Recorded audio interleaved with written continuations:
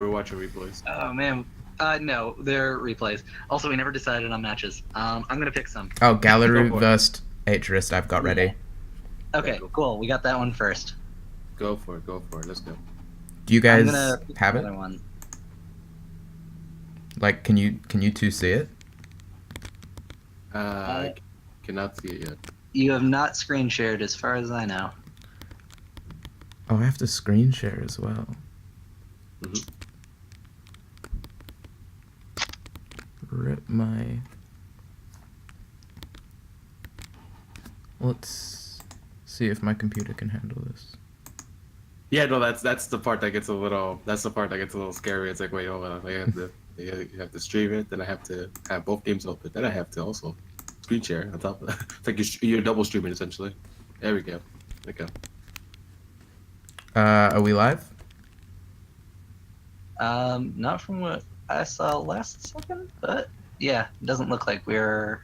Oh, it says we're live, but the screen isn't moving. Yeah, I haven't clicked play yet. Okay, I do have the screen share is working. So we're only watching. Rusty Rat says we are in fact live. We're watching. It's only gonna be one person's perspective, or? No, we got both hands. Oh yeah, you do have to show us. Yeah, I see. You gotta show us either the OBS output or overlap them in some way that we can see both players' hands. Yeah, if you're gonna, if there's any screen to screen share, it would be the OBS one. If for whatever reason the other two windows aren't on the same screen. Yeah.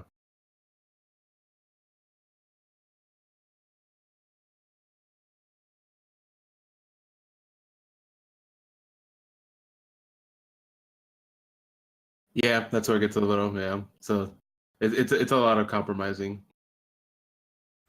All right, you guys got everything? Yeah. Okay, I will click Alrighty. play. You get we do have the same hand here on both sides though. That's true. We probably want the opposite hand, or the Cassava hand for the Cassava side. But we can always start while Icy does that, because Icy's the production guy anyways. Yeah, you're good. Some live editing here for you guys. I know why that is, I think. Alright, so Galaroo is starting off with a pretty standard zero-end start, but we see their kind of, I guess, signature card at this point. Yeah. Which is what people have been talking about, which is the Orbo that they've been running. The Orbo-Steropi combo. That is interesting. How come? I guess, if you don't mind me asking. So the idea is that eventually Steropi will fill your hand with useless True Strikes, and basically what happens after that is you have a hand of useless mana cards. Gotcha. Orbo lets you turn those into 6 and 7 mana Lionar legendaries. That is so gimmicky. I do like the void. Yeah. At the same time, so brilliant in a way. Yeah, I do like the void tile to start because Lionar pretty much has nothing for it. What are they gonna do, Martyr? Yeah. Oh, I'm sorry, Galaroo. The True Strikes aren't useless until much later. Gotcha. It's when they become useless. I gotcha. Yeah. No, Galaroo was calling me out for calling them useless True Strikes in chat. Oh man. Right here, you already see the big difference right here with Desolator being nerfed. The Steropi can no longer just be pinged. Pretty big deal. Yeah. No, that's pretty relevant. Yeah. However, yeah. it can be the melee. Yeah, that's actually pretty disgusting. Yeah, take out both. That's a pretty decent 2-for-1. Yeah. However, Galaroo got the ever important True Strike off, off of Steropi. Galaroo's also got another Steropi, and Harist's hand looks pretty weak right now. Yeah, it's a little bit empty. Yeah, I like the strat. I mean, to be honest, Orbo isn't a bad body in and of itself, so it was never even in Gauntlet it was definitely appreciated. No, Gauntlet's the only place that I've played it. Yeah. But yeah, and Galaroo, I'll tell you since you're unaware, Galaroo did go 3-0 with a list that was pretty much identical to this week 1 tactical. So. This isn't week 1. You brought me in midway. No, Skarsgård was our captain week 1. What week are we in? Different people. It's a community with that. It's week 2. Is this week 2 of week 12? Okay, gotcha. Yeah, week 2 out of 12. Just making sure, guys. I got Yeah, our hacker threw me in his car, and I just ended up here. It happened. This all happened like an hour ago. I was eating dinner. The ironic thing is I don't even own a car, so I don't know what that car came from. Or Very where. rudely interrupted. Yeah, IC provided obviously. Yeah. This is a mobile stream. He has his data plan, mobile Wi-Fi hotspot. Oh man, a lot of it. So Galleru basically just countered the last 3 turns off first Yeah. Basically, yeah. with that play. But Hurst is still trying. Also, Galleru playing around the betrayal, probably accidentally, but you never know. However, they do have to work through an actual body right now. Yeah. Get 1 true strike, 1 strike, 2 strike, red strike, blue strike. That's enough to kill a EMP.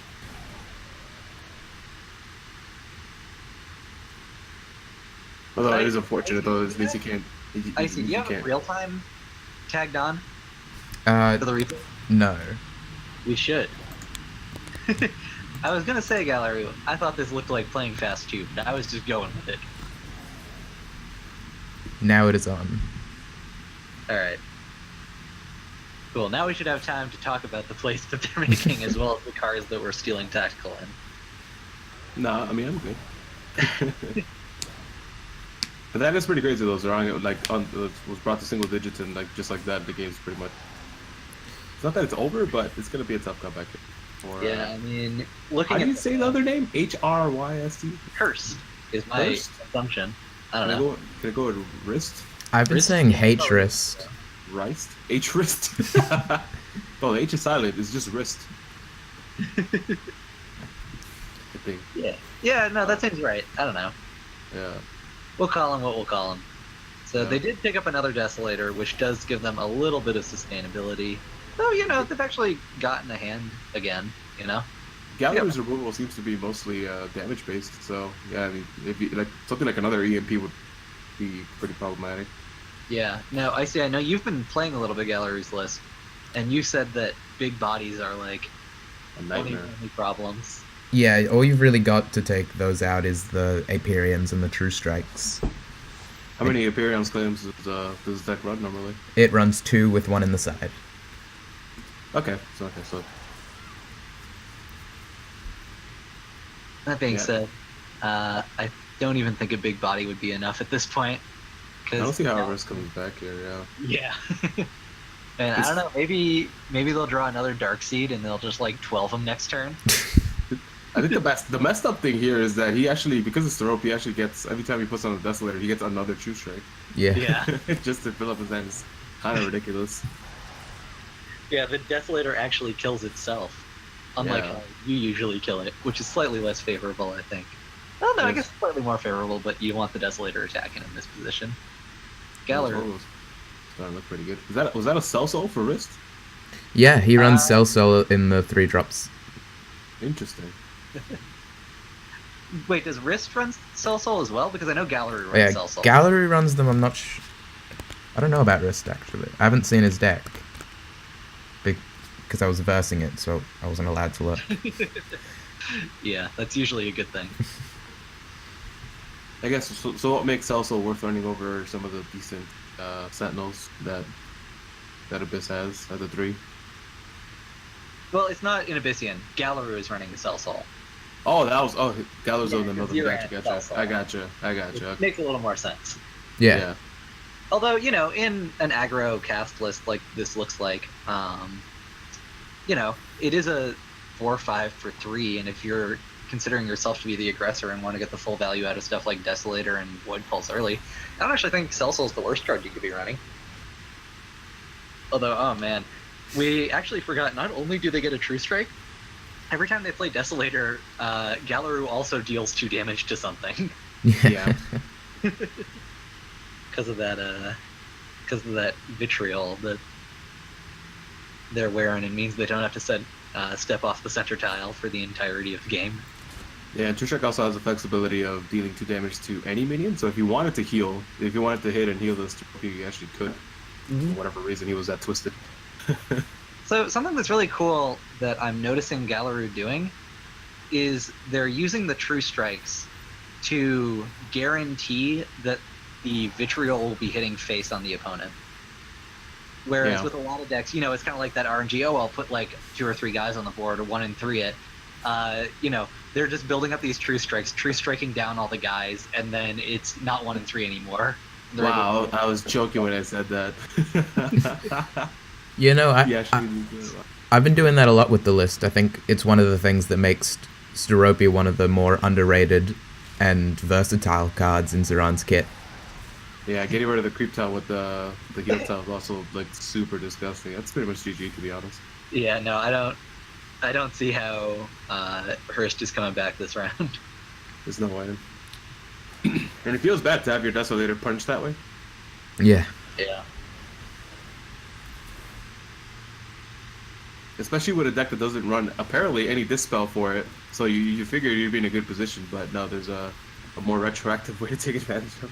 He has EMP in the sideboard for Dispel. He might just die here by putting this Desolator. Well, they couldn't die. Oh no, right, the Desolator happens first. You're right. You have to heal in order for heal procs to be there. Oh Yeah. man, they're gonna take out the fucking language me. Not that this has ever been a swear adverse stream, but I'm trying to, make this a little more family friendly myself. But These True Strikes have been so good. Void, yeah. The Void Talon is just dead. 10 health doesn't even matter. Is this how it normally works? I see. When you see a 10 health body, you just True Strike it down. This once you've reached 9 mana, yeah. Now, here's the question. Do they play the Orbo for the intimidation factor, or do they save it? You have to Shades first, then you play the Orbo. Yeah. No, they're saving the Orbo. No Orbo for here. Wow. I think the people wanted Orbo though. That's kind of disappointing.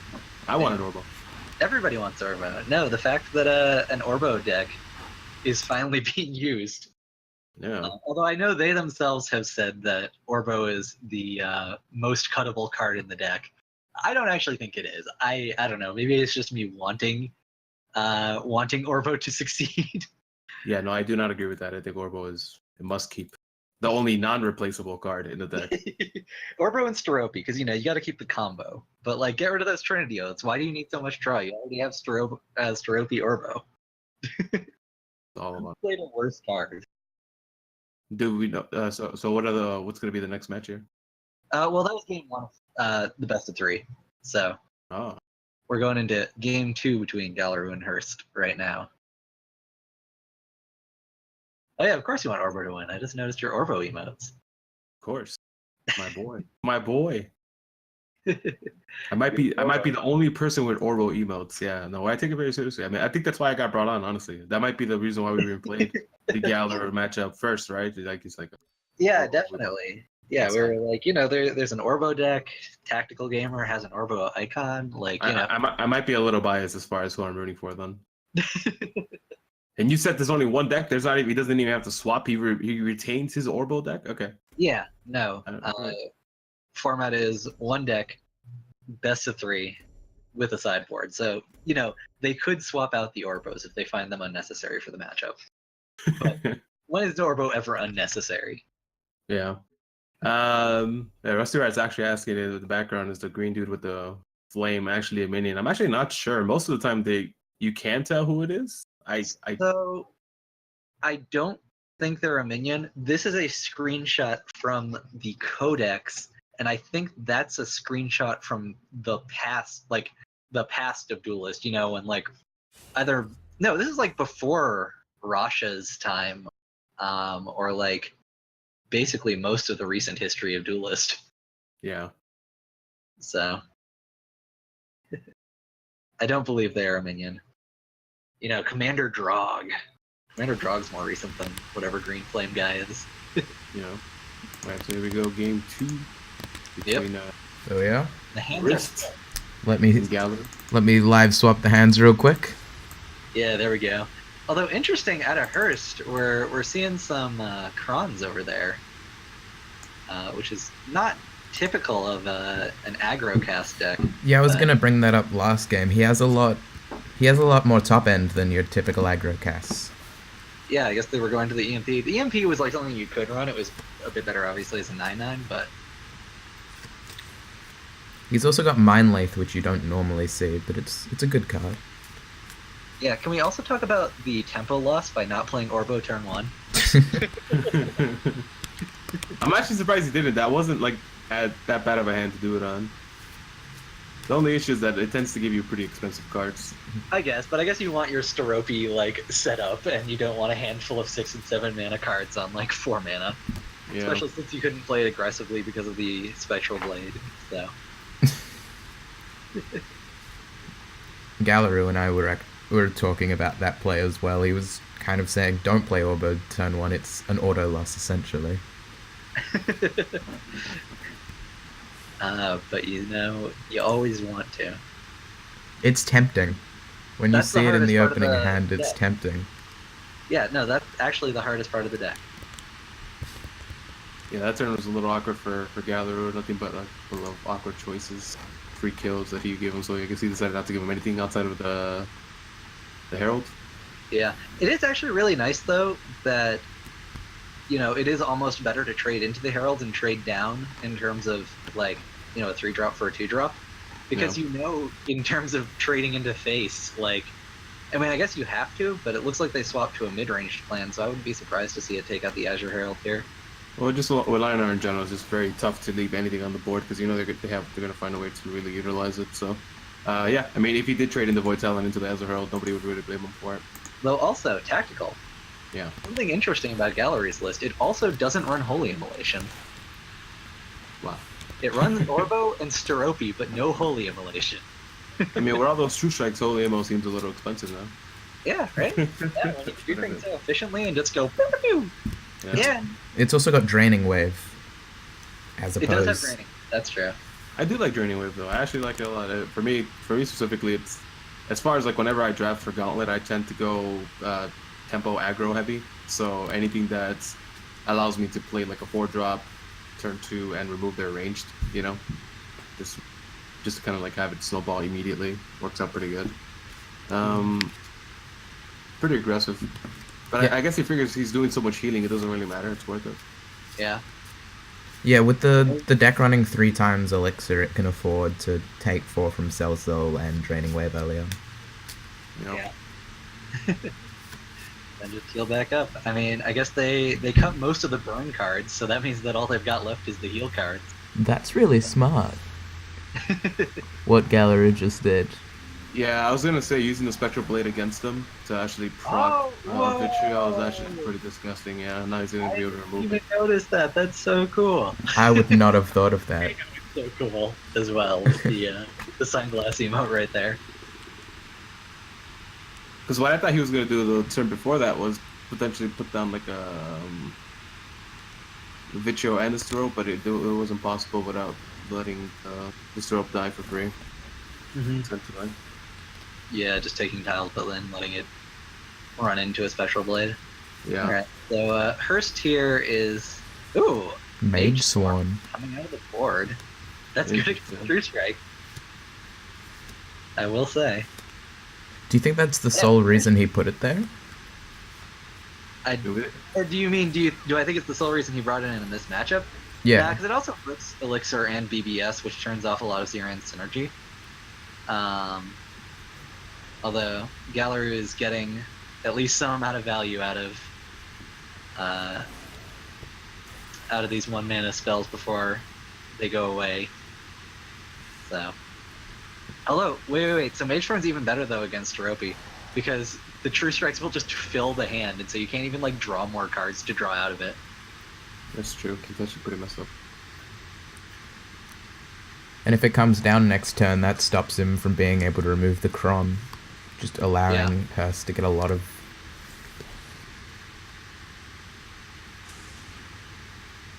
Apparently one mic has quite a bit of static, but I don't know which one it is, so such is life, you know?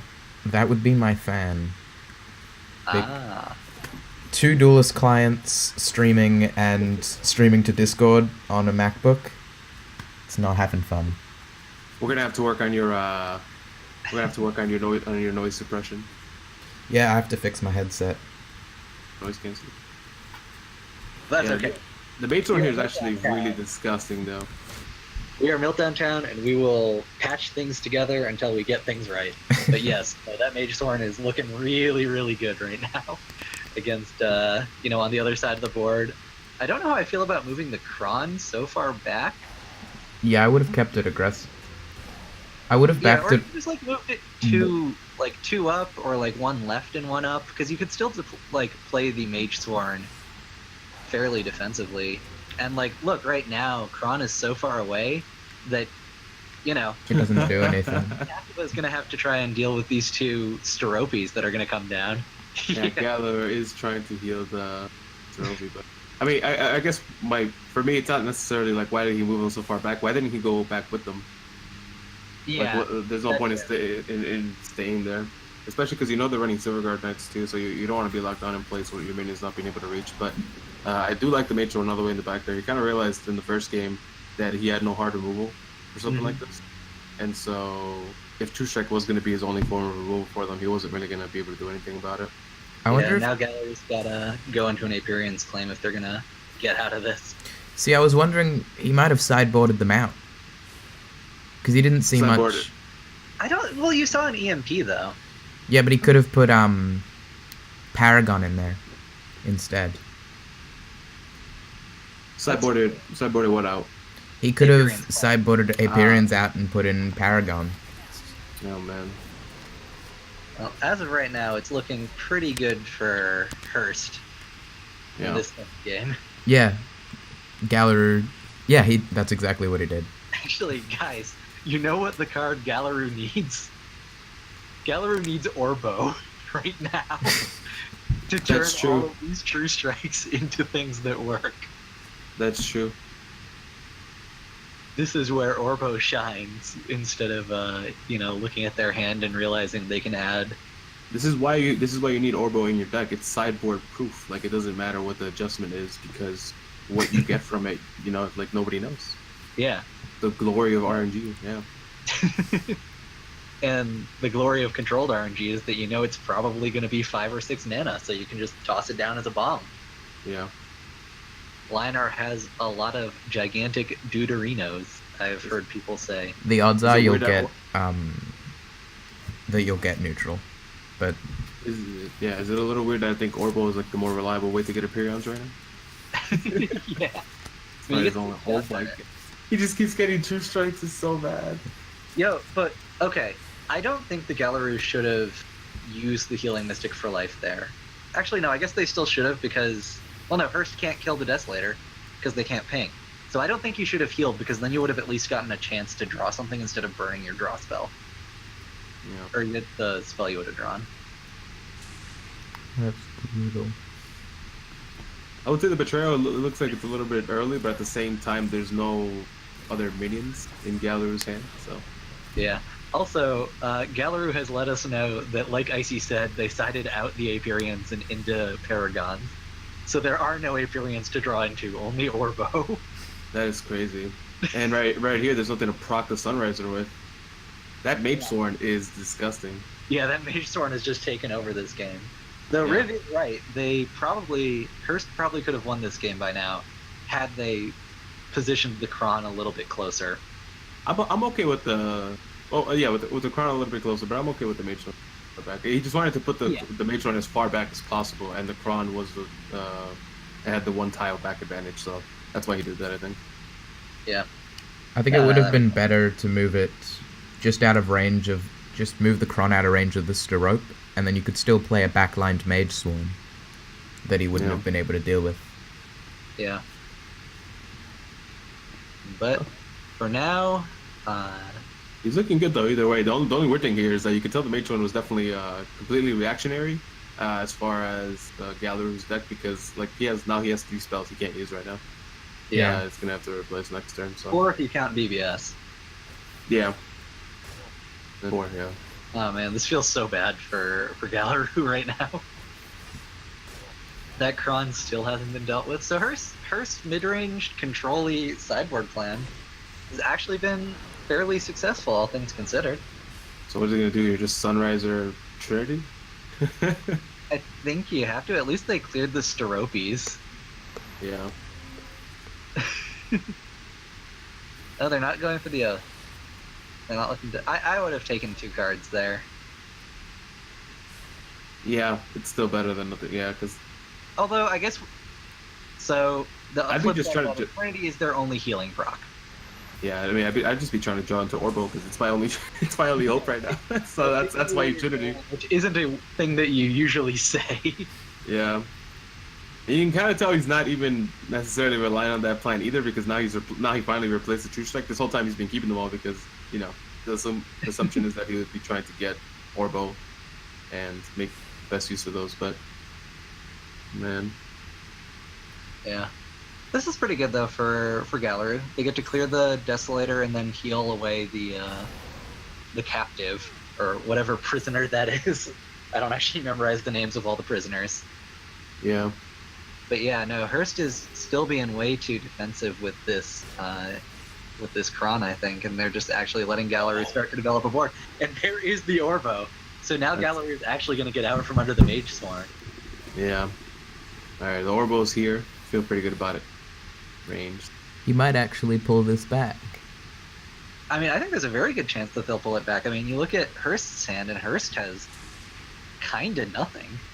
The big issue here is that if he Orbos, he can't appear on the same turn. So even if it's still going to be a slower game. Like, you take your hand of 1-drop spells and turn it into a hand of 6-drop minions, and then you don't kill that Mage Swarm. Does he replace the Scintilla, you think? One of them? Yeah, I don't know, maybe you I think get so. another True Strike. Yeah, I like that. You know, you're not going to be able to use the spells, so you might as well go for it. Can Orbo get spells? Yes. Yeah, Orbo just gets legendary cards. Yeah. They can get spells. If he gets the Aperions from this, that'd be pretty crazy. I actually do want to do some Orbo research, though. I have a theory that it's a 50-50 split. It tries to give you half faction cards, half neutral cards. Huh. So we'll see. Well, We'll yeah, see. no, we'll check it out. Yeah, that's my theory on it. Nobody believes me. Although, they did replace the Scintilla, and they did manage to get the 1-drop. All right, Orbo. It's Orbo time. Here we go. Be ostinacious. There Or we go. ostentatious. See what it gets you. This may be the only time this card comes down throughout. Ruby Rifter, okay. Chimera. Ironcliffe Monument. Pandora. Like, this is a hand that beats a control deck. Oh, There we go. The Tigress. Or the Wizard, not that they need to draw more cards. I think I'd play I'd play the Latigrus. and use the Tigress to take out the use the Tigress, punch the Siren, and use the Cub to take out the Desolator and the Sunriser to take out the other one. Doesn't look like that's what they're doing. But still, I mean, Orbo actually, if Gallery is going to win this game, it is going to be because of Orbo. So. Yeah. I do like the Chimera. Pretty interesting. No Aperion still, though. That's unfortunate. Yeah. Admittedly, okay, so you know what's important is that Hurst probably thought that Gallery had no out to the Mage Swarm after they didn't see Orbo because they didn't BM the Orbo at the end of the first game. So, Yeah. props to you, Gallery. On the one hand, you didn't BM, but you knew you were going to play Orbo game 2. That was 100% planned. The one awkward thing here for Riz is that, like, this EMP isn't bad, but the fact that it would get, the fact that it would dispel the Mage Sword is what's preventing him from actually wanting to use it because it's been doing so much work for him, so. But at this point, do you really care about dispelling the Mage Swarm? Your opponent just got, like, 5 legendary in hand, and you have a follow-up Mage Swarm if you need it. Like, I think it's fine to just trade it off, say that, you know, it's done its job up till this point, but I need a 7/7 stat. I think he's going to develop the other Mage Sword. No, I totally think you should play an EMP right here. Like, EMP, run Kron forward, try and pressure Gallery. Like, Gallery's managed to disengage, which is really important, because now their hand is 7 drops, 8 drops, ranged dudes.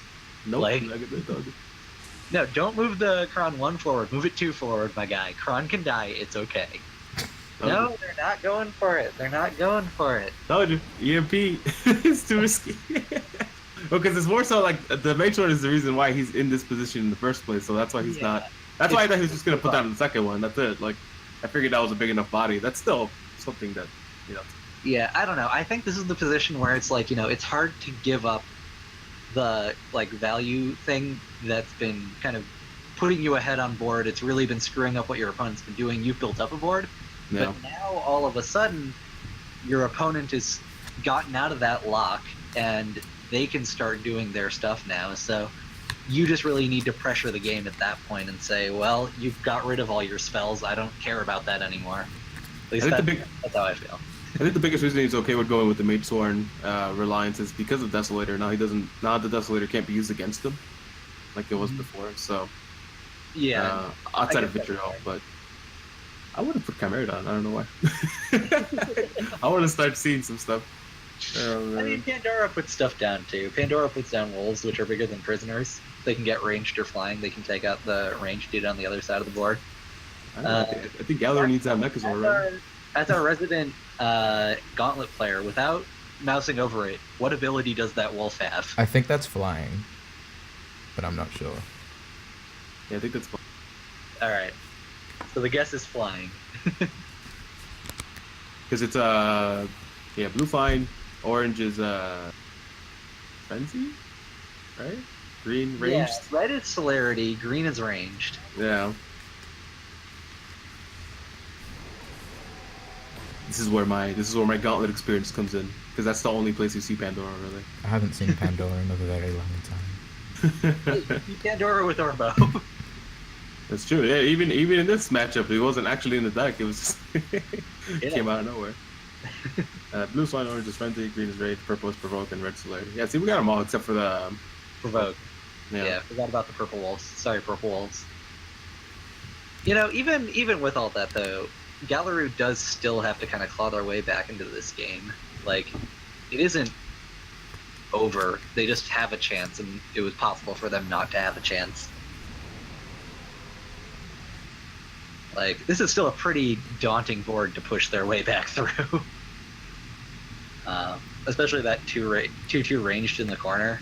Kron is still generating value. That Kron, for all the stuff we've been saying about playing it too defensively, it has made like 8 prisoners and killed a blistering Scorn after the Scorn got blood summoned twice. Yeah, that's I wasn't too miffed, I guess, about him putting the Kron that far back. I was just more so surprised that he stayed where he was and, you know, kept the minions not involved as far as what was going to happen the turn after that. Figured he would move back with them. Chimera. Well, Chimera can't get ping punished. Not anymore. See, but if he was going to Chimera, that's why I'm surprised he didn't Cleric, because if he had, like, right now that's the only way to get healing on Zeron. So, yeah. And you got a Desolator there that just continues to, I guess, carve away at you, so I'm actually surprised that he actually didn't use it. I'm not quite sure. I'm not quite sure what he was fishing for with the replace. Because yeah, I gotta say, I might be a little worried as Galaroo about another betrayal. We've already seen one earlier. Yeah. They're at 4. I think he's just. 2. Oh, and he's got the. He's just dead. All right, that's GG. That's GG. Wow, he's developed so many Kron minions, we forgot one of them had flying. Maybe they didn't forget, you know, they just were taking their good sweet time. Alright, yeah. So I'm guessing Galaroo is gonna go ahead and put those Aperians back in for game 3. Yeah. Would be my guess. Oh, he was looking for EMP, okay. Hurst wasn't casting EMP because the matron was what won him the game. He wasn't gonna betray it. You see what I did there?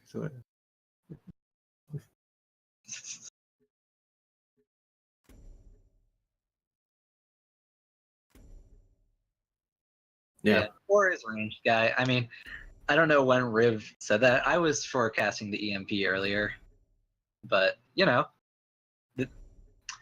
despite you know the fact that I think the game could have been closed out earlier, the way they played it, they were able to close it out. So it worked out in the end, you know. That's how you know we all play differently, because I definitely was 100% okay with not dispelling the Mage Sword. I would just keep going. In their face. Well, because like, what was he gonna do about the Desolator? He had no dispel. He doesn't run removal. He doesn't, you know, like he can't use the True Strike. He can't use DBS. He could use what was it? The artifact. That's about it. Like that's pretty much all he had. I feel like this is a symptom of Gauntlet players, because I know that Suku has said in the past, why would you ever run Divine Bond at any point at which you could win with Divine Bond? You could win just with the stuff on board and in hand. I disagree with that. See, I actually do like Divine Bond. I think that sometimes like it's more so about not giving them any extra turns, because that's the better players know how to make do with that. But at the same time, those are also the players that the Divine Bond, they would just completely just get destroyed. Yeah, and it's like, if they're going to give you one opening to win the game, they might not give you that opening in subsequent turns, and if you give them 2 to 3, they'll be able to do it. But I think that Gauntlet players are used to a little bit longer games. They're used to things being slightly less consistent, and it's kind of like, I can work my way back into this, or I can stop them from really developing, which seemed to be more of the approach that Hurst was taking, and you were also like fine with that idea. Yo, flip the hands. Flipping them. Hands be flipped. All right. I hope you guys are understanding here how much how much effort it actually takes. So be sure to thank Icy for all the hard work here. Oh yeah, definitely. No, I in a way luck out, and in a way don't, because my computer is way too weak to run 2 instances of Duelist and stream, as people who have watched my stream know. But on the other hand, that means I have to find people who can and are willing to. But Icy, thankfully, has been here multiple times for us, for both the podcast and and now for casting. I just can't believe my computer can run it. Roxanne, this is the first match, so we haven't. This is the only match we've shown. This is game 3, so you haven't missed anything. This is the third match, first matchup. Yeah. Really like the Void Talent, honestly. It's so good here against Lionheart. Like, it's just like it's gonna stick. For the most part, it's gonna stick, or you're gonna get some crazy value with him using Martyr early. But he already knows that Gallo doesn't really run it. Although on the other hand, you can question how much that Void Talent is really gonna do. It's either gonna trade off with a 2/2 healing Mystic, or it's gonna go 6 into face, and we know this isn't a matchup where actually has that much of it's like the defining factor. Yeah. So what do you think? You think he just develops the Steropi and that's it? Calls it a day? I think so. Like he doesn't. Just the Silver Guard. Okay, as long as they're not developing the Silver Guard in a place it can die. Which pretty much that's so much confidence in the healing to just pretty much say, you know what? I will take the 10 damage to the face. It's okay. Yeah, no. You've got the healing. I mean, they do also have another card that deals 4 to them. I like the symbolic. Yeah, I like the hit on the building just to show the charge. Yeah. It's just to assert dominance. Yeah. So the Kron definitely is coming down here, right? On the opposite corner, I'm guessing, of the Silver Guard Knight. Probably. It's a little risky though.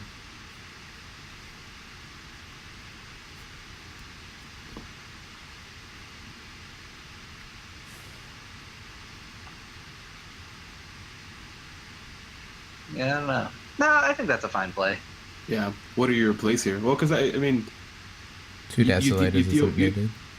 Yeah, you kind of deal with the Mystic if it's able to just. You live with the Mystic being involved in the clear 4 potentially. Yeah. So what I don't like here from Hurst, I don't like trading that Void Talent. I like threatening that Silver Guard Knight, because you've provoked Ziran, so Ziran can't really move to deal with the Kron. 6 damage, well, okay. You've proven that your game plan is better, kind of going long, or at least that you think it is, because they've brought in all these late game cards, and I don't think 6 damage to face is really what Hurst needs.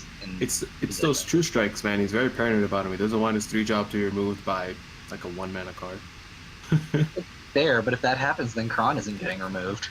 Yeah. I'd much rather Kron stick around in my Void Talent and get True Striked. The Draining Wave here, whoa. Yeah. I don't think I would have Vitrolled there. I think I would have just played Scintilla. I mean, Vitriol does kill off any of the things, and then Healing Mystic can just clean it up, so this means that Gallery's going in with a clear board now. Just hope it doesn't go face here. Equipped and a Silver Guard. Nice. If it went face, then it would be worse, but 66% chances. Paid off. Yeah.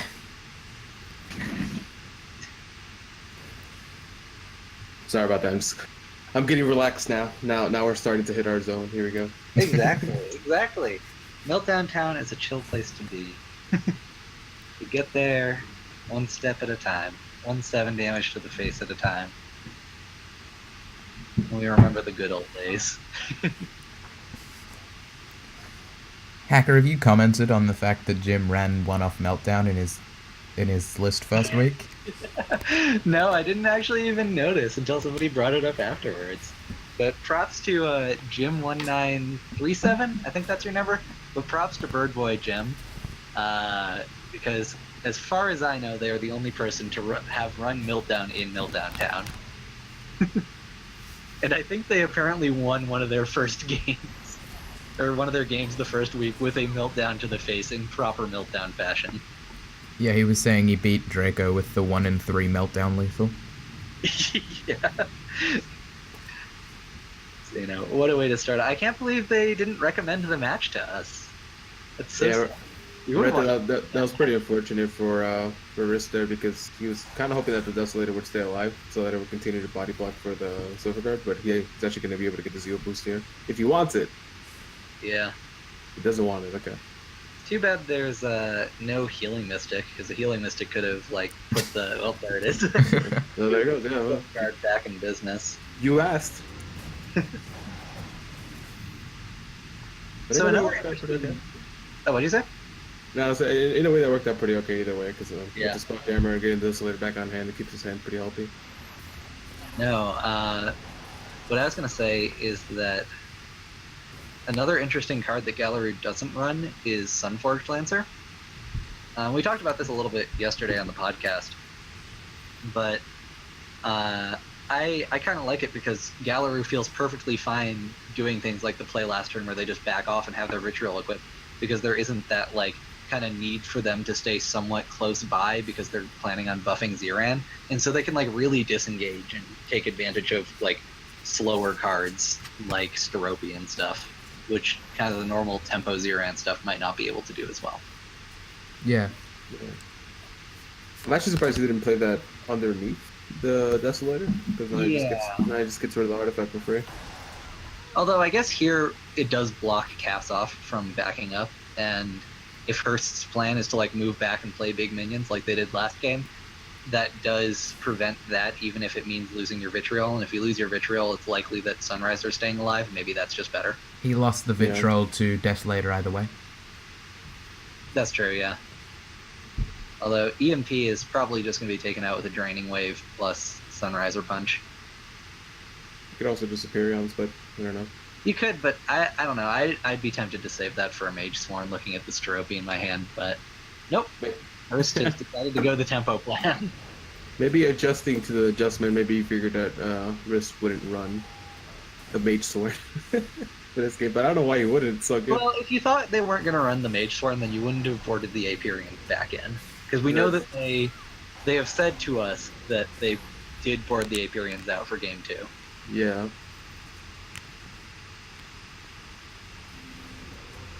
Alright, well, now we hit the point where it's two people. It's just gonna be double Desolator here, yeah. No, man. No Dispel still. Swings. Yeah. I think Does he play it around Sunbloom just in case? No, he doesn't even care. He knows he's not running it. Oh, man. With a reasonable level of comfort that showing up.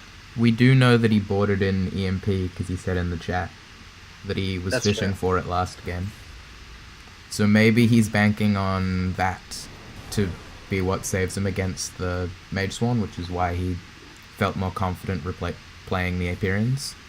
That could be. Also, I think that they have between 2 to 3 Aperions main and side, so if they boarded both of them in to deal with Kron, Mage Sworn, and EMP, they could be, okay, it's fine, I'm either going to draw into another one or I'm going to draw into my EMP, and this means I can force a little bit more face. Yeah, he has 2 main, 1 side.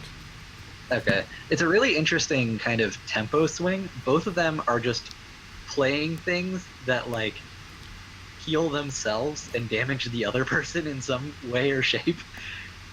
And so it's kind of like both sides is just playing Desolator, or both sides is just playing Ziran. And I guess that speaks to the strength of the archetypes. The effects in Duelist of healing while dealing damage. just a matter of, do you think the double desolators here are going to be enough to win it for him? And until he draws EMP, I think so. It might be. I don't know Do you think necessarily. Orbo is enough to win it here?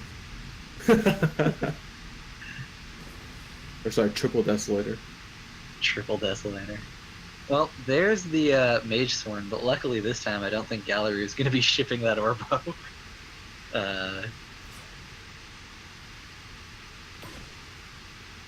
Yeah, it's actually pretty nuts. He did bring up the good point that with the Zeron variants with no Lancer, he doesn't have to play it aggressively, doesn't have to be up front, doesn't have to be up close.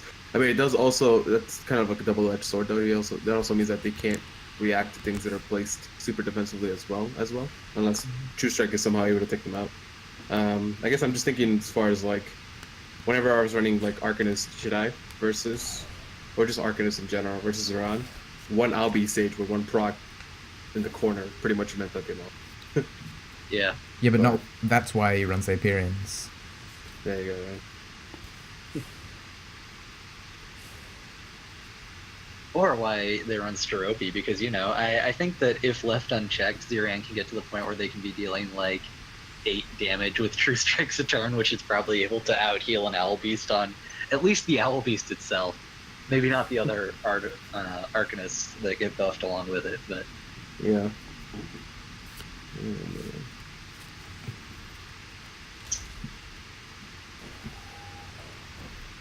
Yeah, it's pretty much. It is going to be a heal off. Essentially, it's just going to be double desolator coming down. You think he'll drop down the Mage Sword?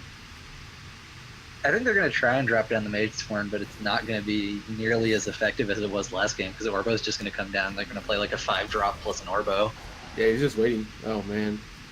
Unless they choose to go double Desolator. Nah, they're going Blood Tier. I guess they could still go double Desolator if they wanted. Yeah. I think. Yep, that's what he's doing. Yeah. No, they're just trying to stem this bleeding, but I don't think this bleeding's going to be stemmed. I think the gallery's drawing too many cards.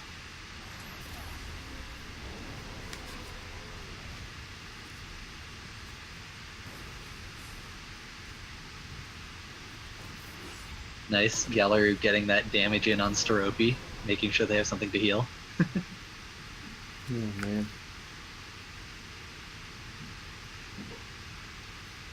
You think the Orbo's coming out here?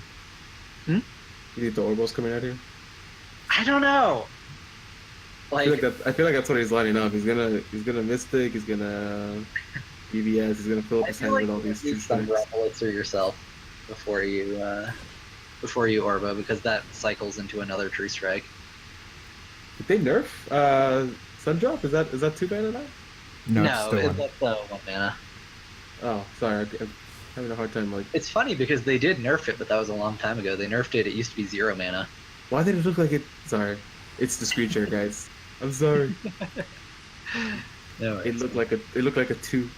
Okay. This does look like the Orbo's coming down. Yeah, there's the Orbo. Yeah. Changing those 4 True Strikes into useful cards. They'll get more True Strikes in the next couple turns. Titan. Oh my God, the Titan! But it's not gonna do it. Yeah, that vanilla 5/7. This Temple Titan. I think they. Okay, that was weird. Oh, the Jax. Okay, Yeah, Jack's True Strike's pretty good. that's not bad. And honestly, a generic 5/7 is better than a 1-drop if you're worried about Mage Swarm coming down. Yeah.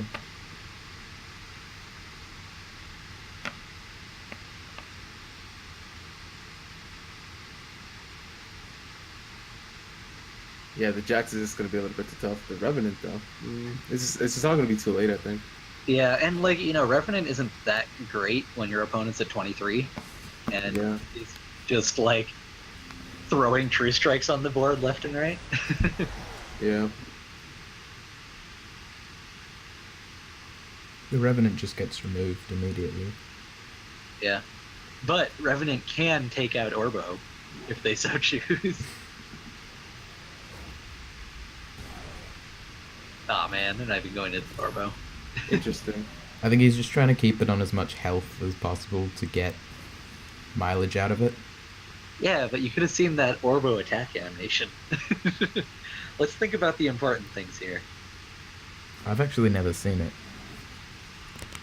You've never seen the Orbo attack animation. I've never seen Orbo be played. Well, that's because you haven't played Gauntlet. I don't know. I've played Orbo and Gauntlet. It is one Attack animation is only rivaled by its death animation. And it's like weird standing animation where it sometimes just like does that like finger snap. When you like the pelvic thrust. Yeah. Now I just have to sit and watch Orbo. Yeah. I think the Orbo attack animation's like a headbutt. On to what they're actually probably going to do. They're probably either going to play Jack's True Sight or develop Sunriser and tempo kill this Spectral Rev while healing their guys. Alright, that's enough about how the game works. Back to thinking about Orbo. Alright, here's the Orbo attack animation. Whoa. See, they use those big spikes on their head. Yeah, I don't see a way for Risk to actually get out of this unless the Desolators can keep him alive long enough for him to come up with like the best betrayal of all time. I just don't see it. Considering nothing is next to Galaru, and I don't think they're stepping off their tile. Yeah. Because it's like their attack has Frenzy, and they don't take any damage.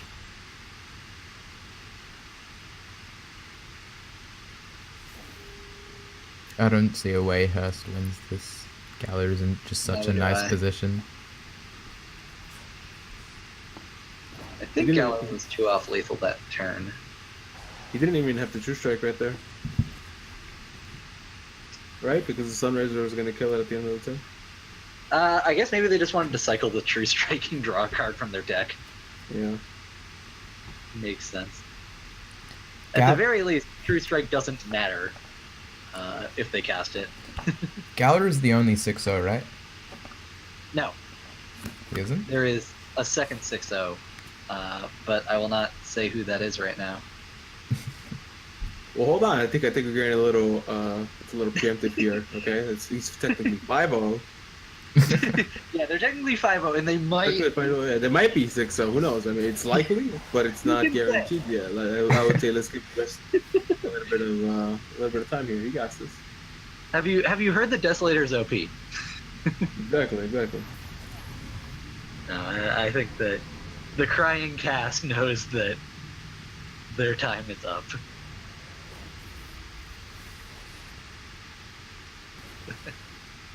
Riv showing their love of Ziran. Now, the important thing here is that they've got to play Petite realistically.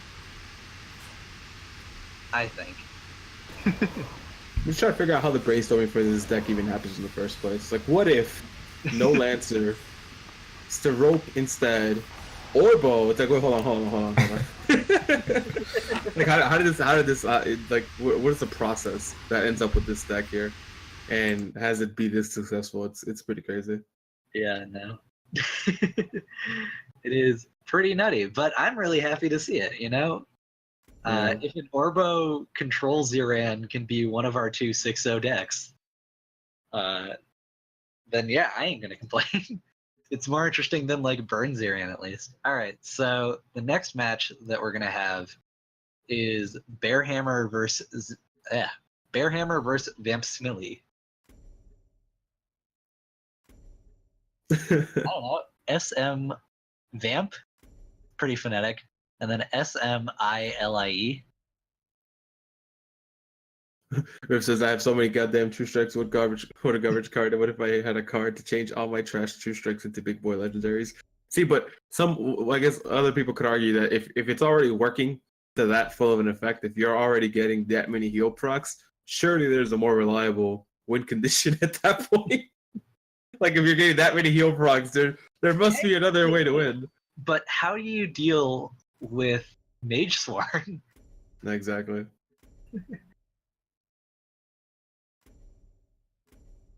Lancer makes you Ripper combo proof. True, but it opens you up to Kanam Ka.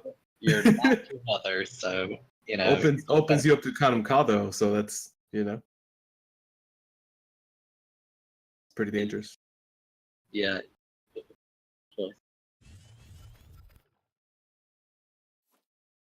I mean, River Combo can deal 19 in a turn. Like, even more probably. Let's see. Okay, so Yeah, is Lancer at least in Galler's sideboard? no. What? Just completely out of the question. Not even an option. Okay, gotcha. That was pretty hilarious. Yeah, I will But say so. now they're gonna like switch it up as they go along. You can't Yeah. keep the same deck forever unless you're Riv. Wow. I mean, to be fair, I feel that Riff got hired back by CPG so he could stop winning all the fan tournaments. I honestly believe that. It's like, hey, you're kind of winning too many of these tournaments here, and so we're just gonna go ahead and remove you from the scene because people are already crying. Dev cheats. Yeah, I don't really know how it works. Riv is still allowed in this tournament. It's community based. Riff still has time for this tournament. He's actually in this tournament. Yeah, Riv is in this tournament. Riv is 5-1 right now. Unacceptable. I mean, I'm pretty sure the announcement that Riv was coming back, if there was one, came after the tournament had already started. Gotcha. So he's already. We have the right hands this time. He's already he's congratulated. Never mind. Contractually obligated to stay here. Yeah. Well, I think more than contractually obligated, Riv wants to win money from what I've heard. Yeah, that is a mouthful. Those to that. All right, we're all good. So I think it's important for me to point out that Beerhammer had an Astral Crusader in his opening hand that he mulliganed. He did nice. Okay, that's pretty good. Yeah. I may or may not know that Bearhammer is playing Replace Faye. I've never even heard of Bearhammer and Bam Smiley. That's how you know it's been a little while. I like the rest of it. I guess why that far back? I guess to play it around Bonesworn, but now you don't get to ramp up into Widow. Yeah, but at the same time, in Replace, Aethermaster is like one of the only cards whose effect isn't really replaceable because it just doubles all your other effects. So I don't think it's that questionable to play it like kind of as a backline thing and just be like, I really don't want this to die. Like pretty important for my synergies later. Gowder's asking, but when you mulligan, you don't get the proc, right? You don't? You should, right? That doesn't count as a replace. I don't know. I have no idea. I guess we're about to find out. Crusader. Yeah. If they draw into an Astral Crusader that is already buffed, then we'll know. Yeah, I see. If he draws into it, just hover over it real quick so we can see the stats. Yeah, okay. Oh, we can also see the cost. Oh, yeah. It reduces the cost by 3. So. That is an interesting choice. Replacing Bloodbound Mentor. It ended up paying off, but I would have pegged their play as being Bloodbound Mentor, though I guess they just want to clear the Blazehound. But I feel like your opponent's playing aggro if they play Blazehound, and I wouldn't want to go into their face and take 5. Yeah. Yeah. I think you back off and develop the wings because you can pretty safely assume that if he plays an Obelisk or a Jammer, you can clear it with the buffed wings, and then the Widow's gonna clear whatever else he develops. Yeah. Okay, so we did get the confirmation that you don't get the buff if it's just a mulligan, so. I've heard that's called lame. Buff Astral Crusader, guys. Not on Replace. Anytime Astral Crusader leaves the hand for somewhere other than the board, it gets +2/+2, or +3/+3 and costs 3 less. Alright, well, Bearhammer has some choices here. They can move up, take the tile, develop a Kron. They can just develop a White Widow and replace twice. They can play Wings of Paradise for whatever reason. He's gonna have to get pretty lucky here to get both of them to the Obelisk. Nope. But, they got one on it. Yeah. This is brave. He's weak to Blood of Air now, though. It's like a little weak. Oh, no, it is really weak to Blood of Air because they get to clear the Aethermaster. Yeah, this is a really good turn for Vamp Smiley. There is an Astral Crusader at its full cost. Yeah. Improbable Blob's missing old Astral Crusader, which, for those in chat, there was never a time where Astral Crusader was significantly different It just used to reduce the cost by 1 and get +1/+1. Well, you got the standard vanilla defense here of like, well, at least Blood of Air, took up their whole turn, but it still does not feel good. Also, it means they don't have a Blood of Air for this Kron. So, that's an argument, because Kron is a They always have the second Blood of Air. What are you talking about? pretty big thing. Not in this case. I'm looking at Vampiri's hand, and I'm seeing no second Blood of Air. Well, I yeah. assume they have, or when they don't have their second Blood of Air, they have their first Sandstorm reader. So I think it might have been better to move away to avoid the Bone Swarm, because he knows he has it. He's seen it twice. Yeah. No, I think I agree with you that I like moving away. Although then you could be playing into a desert, and even with Bone Swarm, Kron still stays alive. So well, the Kron stays alive from the 2/2. Well, he had one down and just had the 2/2 die, or move down and to the right or something. It was a coin flip as far as the 2/2 went, right? The 3 slots that were not in Bone Storm range, 3 that were. Yeah. Well, they all would have protected the Kron from Lost. It's just whether or not they would have protected Fae. Yeah. Actually, I guess Bone Swarm into Lost in the Desert would have... Well, that would have just been, like, game. Alright, well, Kron gets at least two more little Deuterinis for taking their dive. Yeah. You could Heart Twister here to get rid of the Fireblaze. Or you could just Kron Sure. Cold the Fireblaze, and you move the Kron up one so that the Dervish is irrelevant. Yeah, I like that.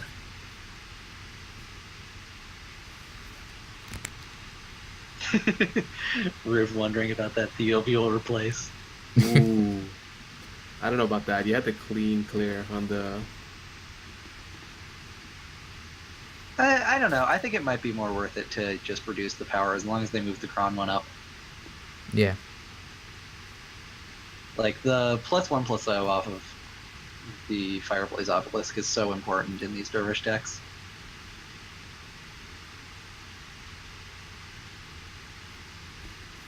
Although I guess this is like an aggro deck, which +1/+0 is pretty important in, but it's a little less than decks that are trying to like really maximize Dervish pressure. Oh no, they're just trading Karn for it. I mean, I guess Vamp Smilly's at 8. There is also just that factor. You know? See, if he was going to do that anyways, I think that's a little interesting because now you can't. He just BBS. developed the Tempo Heart Sister. He just Tempo Heart Twister. Yeah, that was so weird. And he opened himself up, which is what he was trying to avoid in the first place. Yeah.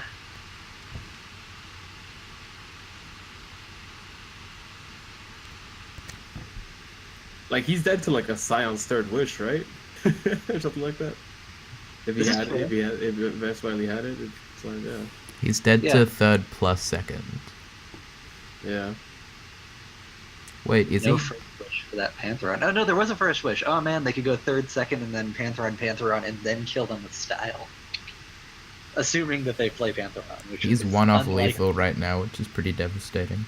Yeah, the Doomcaster, or sorry, Rasha's Doomcaster Scion second isn't enough because the Fireblaze is dispelled, right? Yeah. Yeah. One off. Yep. So actually, in the end, Definitely the right play. that choice to dispel it ended up paying off instead of taking out the 2/2. He could There's have a way to taken take- out the there's a- 2/2 by half Yeah. sistering it into his face and then hitting it.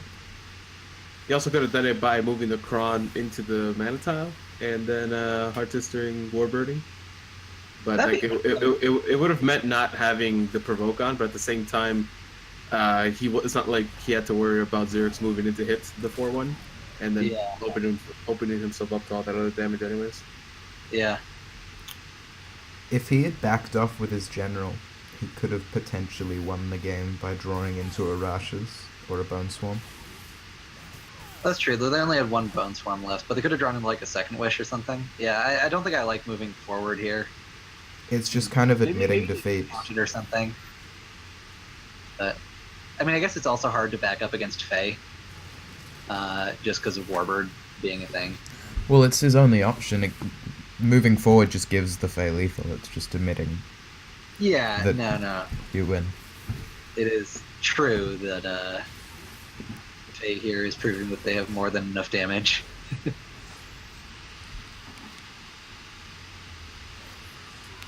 Yeah, he was hoping for the draw. Or did he already have? Did he have enough damage no matter what? Yes. If they moved forward, if Xerix moved forward, Faye had enough damage even without the Bloodbound Mentor because they had a prisoner that was left up. Yeah.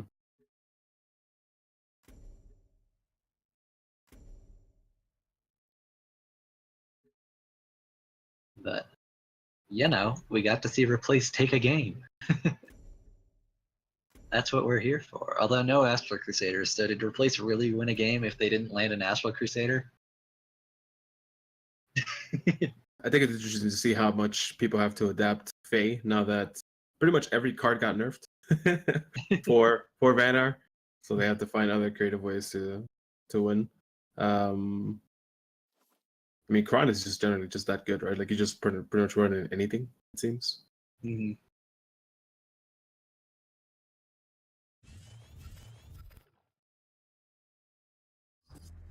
I'm really happy that Kron is back, honestly. Like, I don't know. Back when that guy was a 4/6 and had force field duders, like, I really liked it. I'll accept that it was probably a little too powerful, but the 4/4 nerf was just like so painful. But having it as a 4/5 with no force field, I'm like, yeah, we have like a neutral mid-range tool that's just really good and feels fun to play, honestly, if you're me. Nice. They did remove the force field menu from it? Yeah. Okay. So that's one of the things that is for me guys, I'm not really too caught up with all the great merger changes. Like I looked at them obviously, but remembering them is another. Yeah. No. That's why we're here. I've seen most of them in Gauntlet, obviously, but there's definitely some cards it's like the little nuances, especially like Crown not having the force field in anymore. That's definitely a little bit harder or easier to miss because it's not even something that you can even see in the print. The hands. All right, we are back, and interesting. I wonder what the adjudicator is for in Replace. All right, so I have a question for you here, our hacker, for this Lava Storm Obelisk. Do you play it behind you or in front of you, and why? I play it in front of me. You play it in front of you? Every time. I play it in front of me because that's what Blub does. That's the reason. No other reason. No genius strategy to it. Like if you're building a guide for how to play Lava Storm Obelisk, it's like because Blob said so. If I had to explain why, I would say it stops them from. It stops them from playing 2/2 drops on tile. It also, playing it either place stops them from playing 2/2 drops on tile. What playing it forward does is gives you access to mana tiles. Like it contests the tiles. If you have a follow-up Fireblaze, it means your Dervish is much more likely to be able to like interact with the board. Yeah. If it dies, it eats 4 damage. That's pretty fine. So I don't know. All right. So Bearhammer did not seem to think this hand wanted an Adjudicator, which I agree. They have replaced that into a Kron, and I think you just play Crypto into Chrome, yeah, because you got the Spelljammer to draw you the card back next turn, or you go in Crypto into what? Earth Sister? I mean, this is like aggressive, and if they are playing an aggressive deck, this could be good. That's interesting. Let you clear the Lava Storm in 2 turns. They were smart and did not Hearth Sister it behind them, which would have killed both their minions. I don't know if I agree with this play. This is a little bit off for me because like you're essentially giving them the Cryptographer for free. Like if you're trying to play an aggressive deck, you're trying to keep as much damage as you can on the board. But Bearhammer isn't playing an aggressive deck. What is it? Replace value? Yeah, they're playing like Replace Energy. They're playing like an engine-y, mid-rangey deck. There's one bad spawn here. Nope. It opens you up to Doomcaster? Yeah, no, I don't think I agree with the Hearth Sister play, but I can see why you would do it. It means they're not taking mana tiles. That could mean something to you. But I think the Hearth Sister is probably better used as something to put something underneath Xerix and BBS with, especially when you have the Chrome Cold to answer the Lava Storm. The issue here is that if he uses Chrome Cold, he can't develop anything else. So I think he'll just develop the Spelljammer, or maybe just Lightbender. I don't know. Also, Bearhammer forgot to attack the Firestorm or the Lava Storm Obelisk last turn. No, he attacked it. It's why it was at 2, but then. Oh, did it get first wished? Advanced by the put his first wish on it. I was like, how did it take 1 damage? So here it's like, does he Because the Lightbender really isn't that great for only the Lava Storm, so I think he he just develops the- Jammer aggressively. Yeah, And Yeah. try to move the conflict away from the lava storm. I gotta say though, I do agree with Riv that First Wish on the Lava Storm Obelisk is like a really, really good way to punish the Hearth Sister play. yeah. The entirety of that play was hinged upon the fact that you'd be able to take it out with 2 attacks, and you aren't able to do that anymore. Yeah. So now, Would you have taken the Minotaur right there? I see. Spelljammer. No, I don't think the 2 damage is worth it in a matchup where you're not the beatdown. I think I would have moved 2 to the left and played the Jammer below him to try and get as far away from the lava storm as possible. Yeah. Yeah. This turn though. oh man, I really hope Vamps Millie doesn't go into Spelljammer here. They should just go face. Punch Faye. No! Punch Faye, draw more cards! I guess because he has a Spelljammer of his own and Blaze him, but yeah. But, like, you know, this gives Faye a chance to do stuff, such as play a Lightbender, which I guess they're not killing the Dervish with, but they could. And I think I think it would actually be better too. Just because, like, you know, you want to stem the damage against an aggro deck. Yeah, he's got 2 Crom Codes in hand, so he has the means to deal with the Fireblaze when he has to. Yeah. No, that's sort of my line of thinking.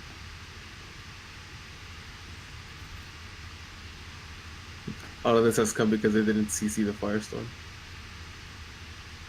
Lava Storm? Firestorm? That's okay. Yeah, Riv, get with it.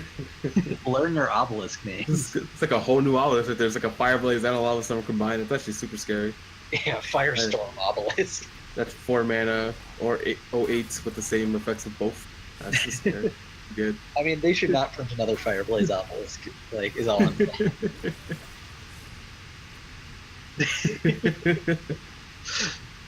I guess, guys, this is why Riv isn't the one casting. There you go.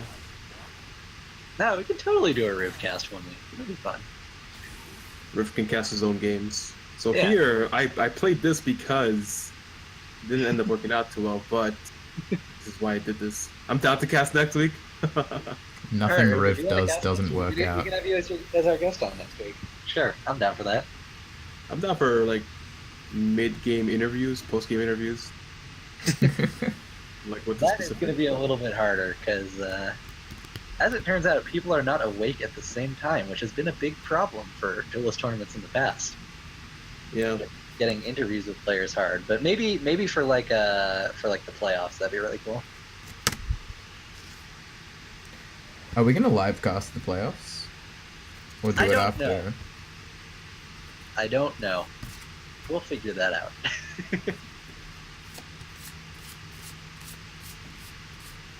You know what they say, if you wait until everything is 100% figured out, nothing ever gets done. That is true. Alrighty. Unfortunately, that is a 7-mana Astral Crusader and not a 1-mana Astral Crusader. Yeah.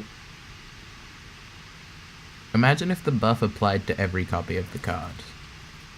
Then it might be playable. Kind of like Skarsgård-esque effect. Yeah. Well, I mean, you could balance it by doubling down on it. If they have an Astral Crusader, it buffs them too. yeah. It's like slivers from, or old slivers from Magic. Yeah. Fairhammer actually does have a decent answer to this board with Chromatic Hold on both Fireblaze and Spelljammer into Azure Herald. Doesn't seem Fireblaze is dispelled, isn't it? Oh, Yeah, did we get dispelled last turn? It Yeah. got dispelled by the Lightbender. Oh, right. They use the Lightbender on that, not on the Dervish. Okay, so they don't even need to do that. They can just use one of them. And then develop the And then they can put more guys on the board.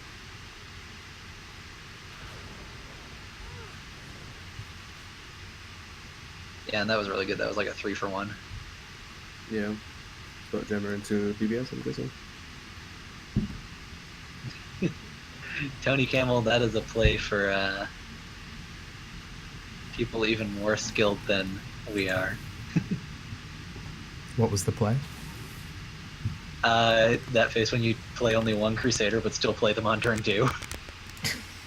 Karabi, that is a fan. Does it just go in here, Blood of Air into Doomcaster? It is not a fan for comfort. It is a fan. It's my laptop fan. No, it's a fan for comfort because Icy Fire lives in the Outback. You're running this on a laptop, dude. Oh my god, I feel bad. Yeah, dude, I feel bad. I'm sorry. I told our hacker I wasn't gonna commentate and produce again. That's a nightmare. It's a nightmare. I told you I'd find a production guy, and I did. You did. You did find him. Yeah. Props to you. Why did he move it down? He could have got it for free. I guess doesn't want to. Nah, I would have totally. Well, oh yeah, because no, Bloodbound spell isn't up. Although I guess they got 2 cryptos in hand, but they couldn't play any cryptos because they'd be blocked off. Yeah. But whatever. I mean, I guess these 2 Azure Heralds is actually going to be pretty big. It cancels out those 2 Flameblood Warlocks. And Vamp Smiley is still pretty low on life. They're down to 14. Yeah, it's getting a little dangerous here. Because the Flameblood Warlocks are not really... I mean, I think he still has it still, to be fair. have we seen Flameblood Warlocks yet? Yeah, it's good. Right? Oh, I can. Or is it game? No. They only have 8 mana. The 1 mana off. Yeah, they're 1 mana off. Although what they could do this turn is just like Blood of Air into Dunecaster. I would have Blood of Air the 3/3. Yeah, I'm not sure about that. Oh, it is lethal. Doesn't matter. Oh. I was thinking, yeah, it was because of the Flameblood, yeah. Oh yeah, they're at 7, not 8. Never mind. Yeah, no, never mind. I choose to win the game sometimes. But you know, other times I like to set up winning the game next turn.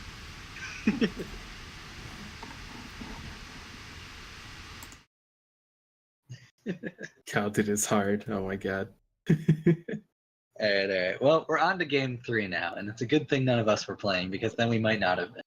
I had my original math voided by a Grandmaster in my defense, so I chose to. Yeah, I got to be a Grandmaster by missing lethal. It's okay. No. If you miss lethal, you get so much more time to play that you come up with all these great plays that let you win games you wouldn't normally be able to because you took those extra turns. Rather than... Are you saying that's what happened in the Froga matchup? That's exactly what happened, right? It was on purpose. Yeah, all on purpose. No, actually, what happened in the Faroka matchup in the finals of Trial of Mithron... That was rough, man. I cried a little. I mean, dude, I was so excited to prove that you could beat a deck that got Wanderer, because we were both playing 2 Flash, and he got the Flash, and I didn't. And I was so excited to prove that you could win without 2 Flash that I screwed up the lethal on the turn. Man. Like, that was literally my thing. I was like, yeah, I did it! And I was like yelling or whatever, and then I just like cued my clicks like I would, and I was like boring care. And I was like, I just lost this game. I just lost this game. I'm gonna use that. I'm gonna use that specific footage. It's just like a. It's a good thing for newer players, for inexperienced players. Like, look, you can reach the highest point possible in the game and still misplay. Like, don't let any of these guys tell you that they don't misplay. They are all plebs. If you look at the right replay. No. I tell people that, you know, especially on ladder, I love the fact that I misplay. I play fairly fast and fairly loose on ladder because it means that I can just record all of these mistakes that I make, and it means I make less of them in tournaments. It's not about being perfect, it's about not making the mistakes that you've made before. Yeah. And if you've played enough, you'll have made every mistake. I think the most devastating misplay I've ever had was the only time I got close to winning a tournament, which I placed second in that tournament, so it was the final set, and I would think I was against Ryder, and I misclicked lethal, and that was game. So it wasn't in any sort of like competitive setting, but my biggest misplay that I've always remembered was back in 2-draw, and back when Archon Spellbinder was a 6/9. And I had lethal, and my opponent had a Special Revenant on board, and I accidentally Hailstone Prisoned my own Archon Spellbinder instead of my opponent's Special Revenant. Oh man. That was quite the misclick. Actually, that was a 7. Yeah, 7/9. Archon, whatever. So this is the one time where playing the Heart Sister on the tile does result in you getting the mana, is if you don't move it. But that is so weird. That's 2 times now that he's tempoed out the Heart Sister like that. I mean, what was wrong with Cartographer Warbird? I don't understand. He's very liberal with his Heart Sisters. That's one way to put it, yeah. Oh, it's the Crusader coming down. Let's go. Yes. The Whoa. Crusader's probably just the game. That is cute. The 4 mana 10/9. All right, there we go. Yeah, see, TM25 in the Meltdown League, we do things a little bit differently. That's actually pretty crazy. Also, TM25, you missed last game when there was an Orbo played twice. Cause he got really lucky with the tile though. I mean, I guess there was 2 tiles that could have helped him out. I mean, one person got really lucky with the tile, the other one replaced into the 10/9 Astral Crusader. Yeah. That's a fair point. That's true. We're dishing out luck. It goes both ways here. Dunecaster here, do you think to attempt to block? Even though it's not going to? No, he can clear it. Does he have enough to take it out? Yeah, he can clear I think they it. have enough to kill the Astral Crusader. With pretty much his entire hand and both tiles, he can clear it. There you go. That being said, I think that Astral Crusader did its job as it ate, 3 cards. And, yeah, against an aggro deck, that's a pretty good thing to do. Yeah. That's ridiculous. Oh my god! Okay. That's interesting. I mean, it's really soft to Chromatic Cult, but if you're gonna win the game, maybe that's what you need to do. Yeah. Maybe oh my god! The risk though. Oh man. Well, if his intention was to no risk, no reward. If he wanted to kill the Crusader, it would have been better off the first wish instead of second wish.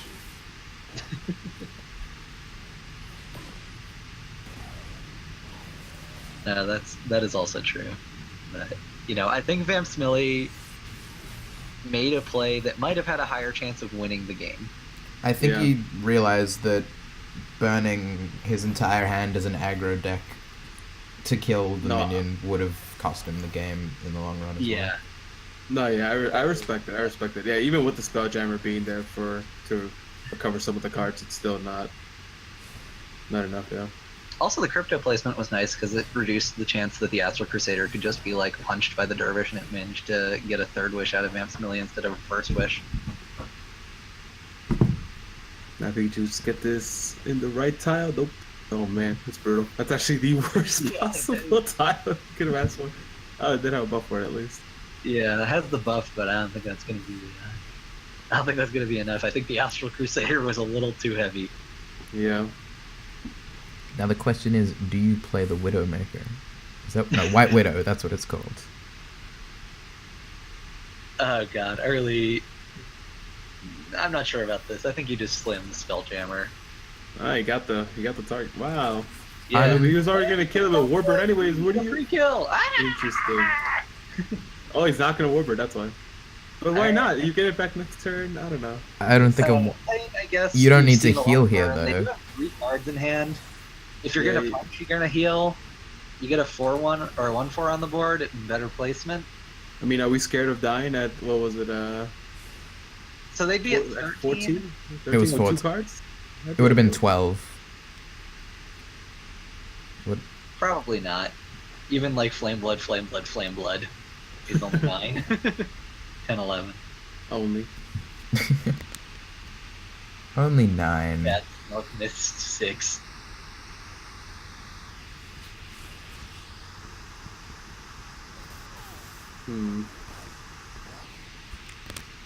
So I like this from Vamps in terms of, keeping themselves alive. They're an aggro deck. They need to keep their hand slightly bigger than it is. The, like 5/7 Spelljammer is really like beefy, honestly. Doesn't have an answer for it though. Yeah, pretty brutal. Yeah. I mean, he at the very least does have the kill on the Fire Blaze. He could just is he gonna move down first to kill it? Yeah, first. Yeah, that way I he gets think all that's one of the biggest things right now is that it's getting towards the point where Bearhammer can just sort of run away. Luckily for Vamp Smiley, they do have the Rasha's Curse, which will let them kind of cover the entire board if they need to. Yeah. And they do have the Spelljammer to body block. The 2/8 message you can kind of not disregard, but it's not as powerful without the. Well, no, it's never mind. I thought he only had one card left. He had this. Yeah, the Spelljammer does draw them a few more cards. So that's at least good. Yeah. The Kron is a really good draw, and ooh, they're gonna use the Blood Affair up on the White Widow though, so then this Kron is gonna come down and make 2 prisoners. And all in all, probably be a hassle. I wonder if they'll play the Kron close or far away. It's kind of a question. I think you play close, so he has to deal with it, and then you just lethal with Pencil the next turn.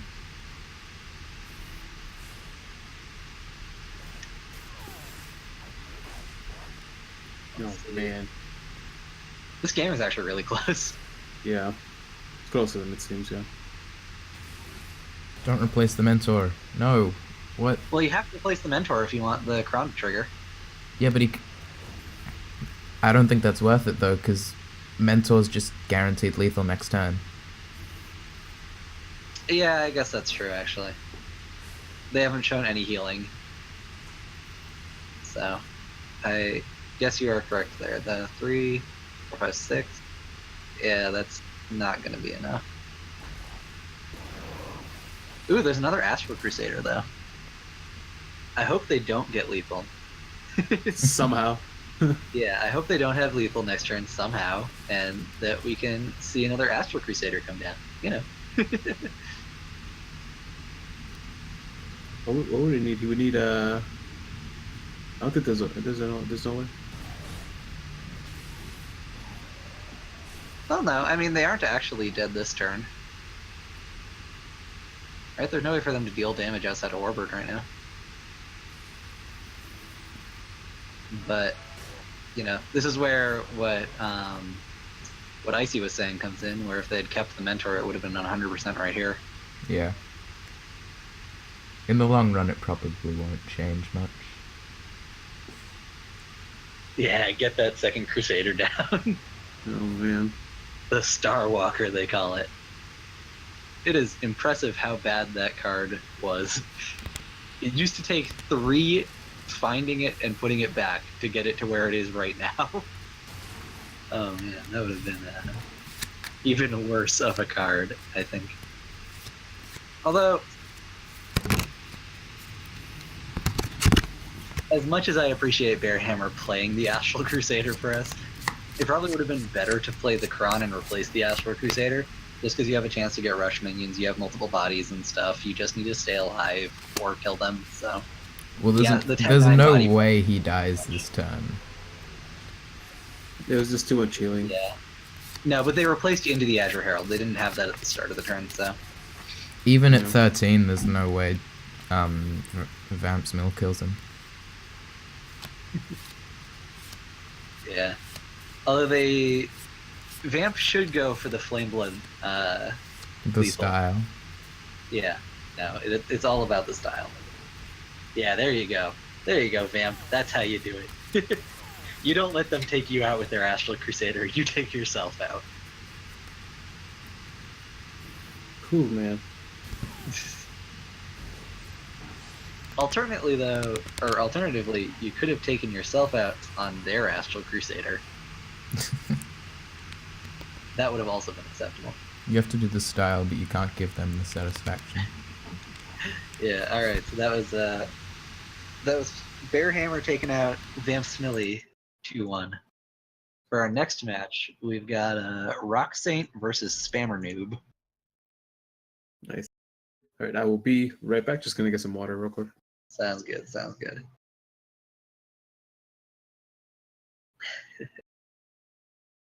Oh man, I'm liking the meme decks that people have been bringing. You know, and I guess some of them aren't meme decks. I mean, Gallery is one of the two 6-0s, and while Tactical isn't here, the other 6-0 is Improbable Blob.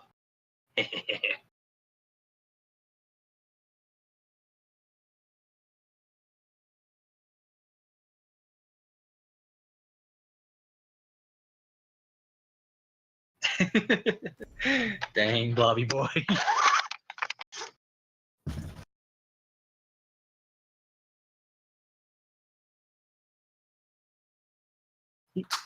Yeah, I actually remember that. I remember seeing we were talking about the animation, or getting to see the animation on Crusader. I remember casting those games.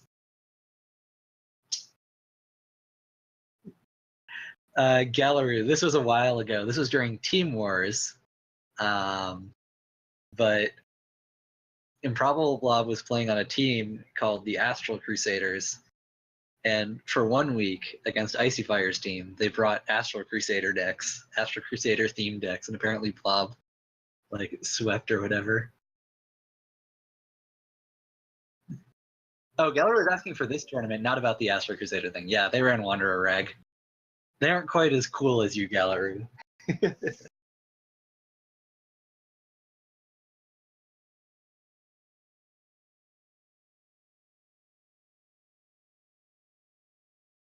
Yeah, we're gonna be trying to alternate Meltdown League with like Team Wars as a thing, but that's a while off. But we're gonna be planning it and getting more into it as this comes closer to ending. Yeah. All right. So who do we have on for the next matchup? Next matchup, we've got Rock Saint versus Spammer Noob.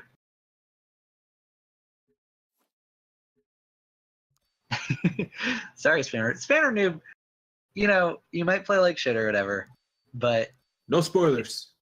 but I was just gonna say, you know, you're actually doing pretty well, all in all, in terms of the league. Yeah. No, we've all had off days, we've all had off times, like but you know. I don't know.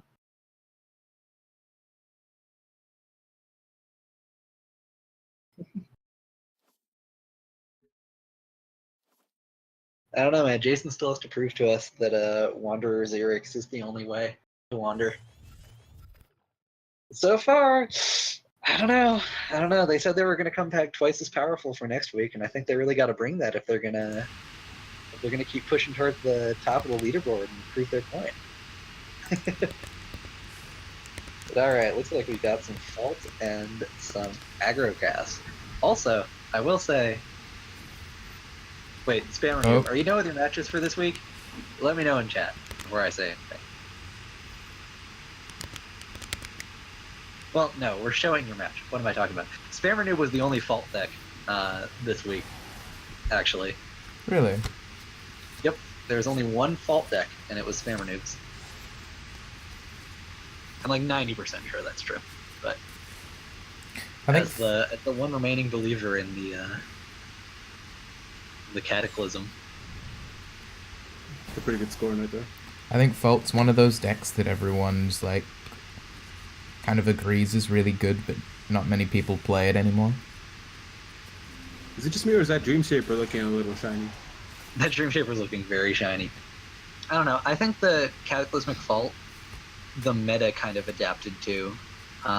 Like, I think the aggro decks, while not being great against Wanderer, like aggro decks and specifically Tempo Ziran, which is really popular, are really good against Fault, in my experience. Fault just doesn't always have the time to, like, build up the same way. Yeah. Bit of a rough target for Spammer Noob, just the Metallurgist and the BBS. Yeah. No, it's a hard time. But, you know, I don't disagree with, like, moving back. I might have moved up and to the right, like, a little more vertically, just so that they'd be threatening the tile. There's the Ray. Hey, TM25. if Wanderer Rag won the last 5 tournaments because the tournament scene is dead, why can't you beat it in a 2-0? See? As I remember in the back alley brawl, Wanderer did in fact win that. Let's say, appendage measuring contest. So for some context, guys, in the Duelist Central Discord server, TM25 was discussing his views on Wanderer, and Riv disagreed. And then they had a best of 3, and Riv got the clean 2-0. So, as somebody else who defends that Wanderer is in fact a really powerful deck, that is the only reason I bring that up. Alright, back to this game, though. Oh! Spammer Nib's hand is actually pretty awkward. I mean, so, Tactical, you were talking earlier about how they always have the second one. Sometimes they might not need the fourth one. Yeah, no, that's actually pretty disgusting.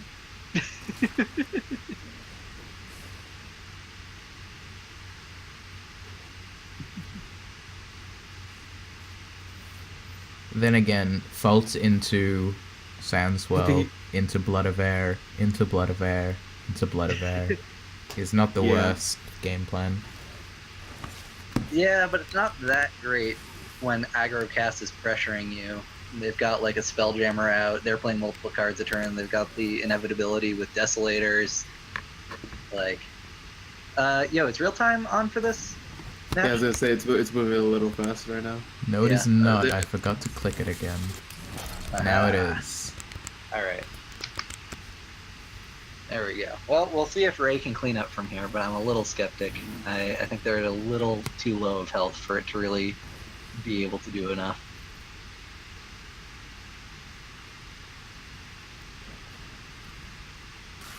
I mean, 15 isn't too bad. Yeah. Especially when we get that Mara, too. Well, it's not too bad, but you like look at the hand and it's like Desolator, Void Pulse, Void Pulse. Like there's not that much damage you can really give up right here, right now. Yeah. Neprimus means that they can't actually escape without doing something, so they can't just like safely play the Imara. Yeah, no. Looking at chat, Spammer is saying they don't run Azure Herald main board, and I can see how that really punishes them in this matchup. Because against aggressive decks, you know, they're going to take a lot of damage, and if they can't get their combo down fast enough, they're just going to kind of get overpowered before their like dervishes off of Fault can actually reach them. Yeah. Yeah, they're trying to get rid of the Desolator, but looking at the hand of 2 Desolators, 2 Void Pulses, I'm not quite convinced that this will be enough. Could be close, though. Or maybe not with the Desolators. Is he already at 8? He can already put 2 down? Yeah, he can. Or is it? Yeah, they're at 8 mana.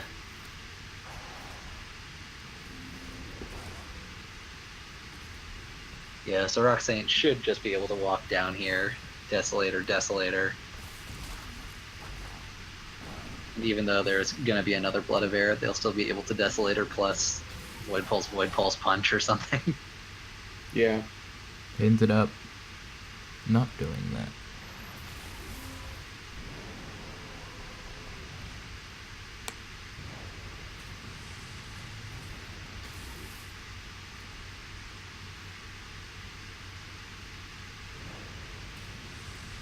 Yeah, the replays are a little bit wonky right now. Yeah, the switching to real time midway through. Yeah, that's what. Yeah, I know. So it brings them down to 3. Is that gonna be enough? We're actually just watching it from Zurich's perspective, and they're like kind of dizzy. That's why it's like this. Yeah. They're at 3 life, you know. They realize they forgot their Azure Heralds. He did play one the turn before, no? No, they Spammer Noob said they only have Azure Herald in the side. So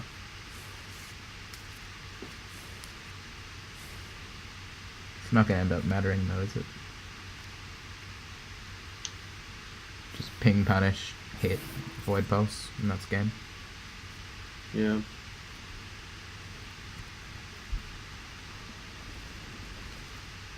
That was awfully one-sided to watch. It's kind of funny that you're saying it's awfully one-sided when we look at the fact that Spammer Noob has minions on almost an entire side of the board. Yeah. It's like it was one turn away from being okay. To be because that was his last card. You kind of live with that. I don't know. That's a little bit tough. But there were plenty of other cards that Roxanne could have had. Yeah. Like they are an aggro deck. They remove single minions and deal damage to your face. Yeah.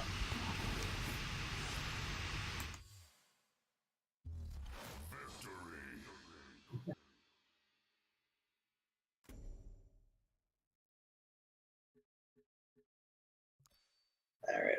But yeah, no, I don't know. That was like a pretty textbook fault not quite being able to get there. But Yeah. props to yeah. No, I mean that 3 life is way more relevant than I feel like it often should be. But I can understand cutting it if you kind of don't feel like you're seeing as much aggro. But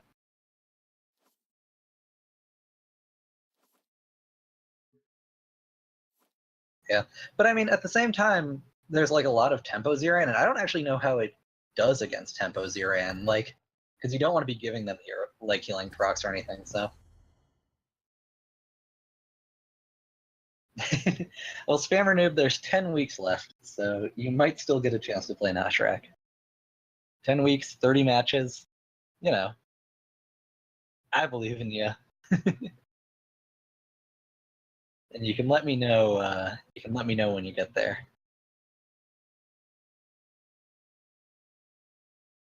Exactly.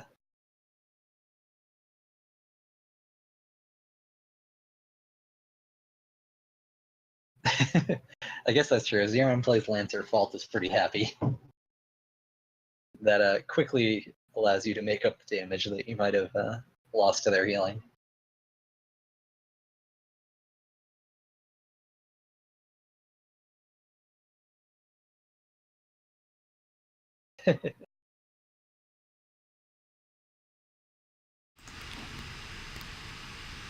Hands are right again. All right.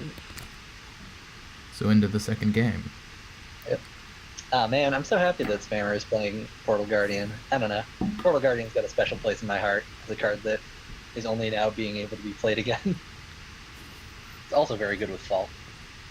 Yeah. I don't know, it went so long. I came in here when it was a 3-9 or a 0-9, and then like not too long after I started playing. Well, no, I guess it was a while after I started, but it got nerfed into a 0-6, and that made me kind of sad. It really was just not good enough.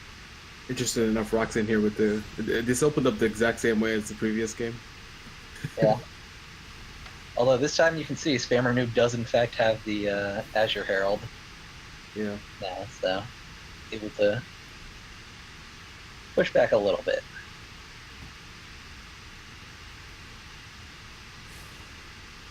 I would just move up and I would just get rid of that.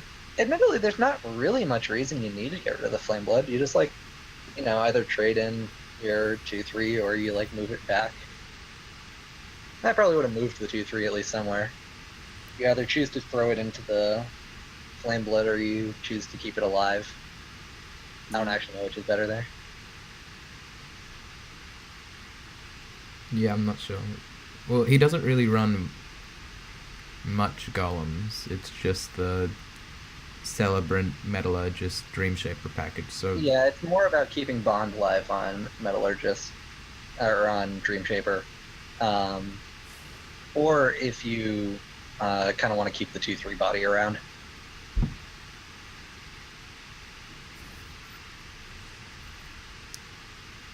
Oh, burned a Dreamshaper. So I guess Bond isn't as necessary. But no, I think I like trading it into the 3/1 better, because it would mean that Cassava would be the only one that gets to move. yeah. Free heals. Yeah, too. they can do plays like this. would have just denied them a lot of their capability to do pretty much anything.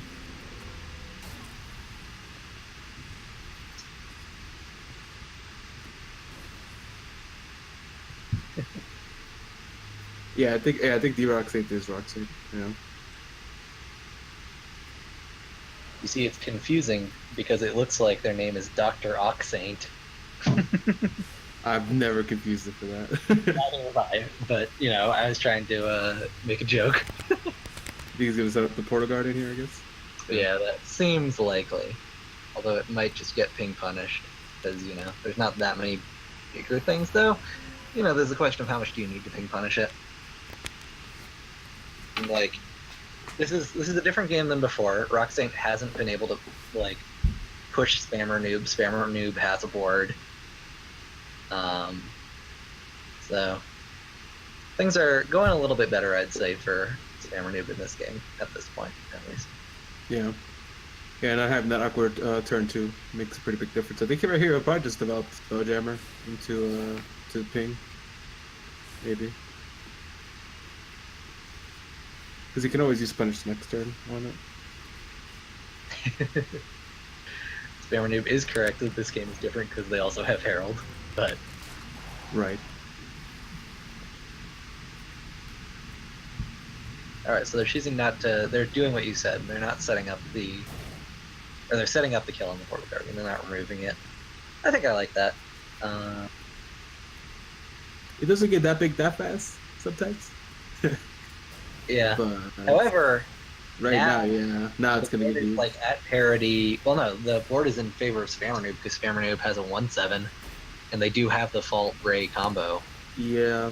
So this is looking pretty good because, you know, once they get Fault Ray, the Portal Guardian turns from a 1/7 frenzy into a 6/7 frenzy, 7/7 frenzy because of Ray, actually.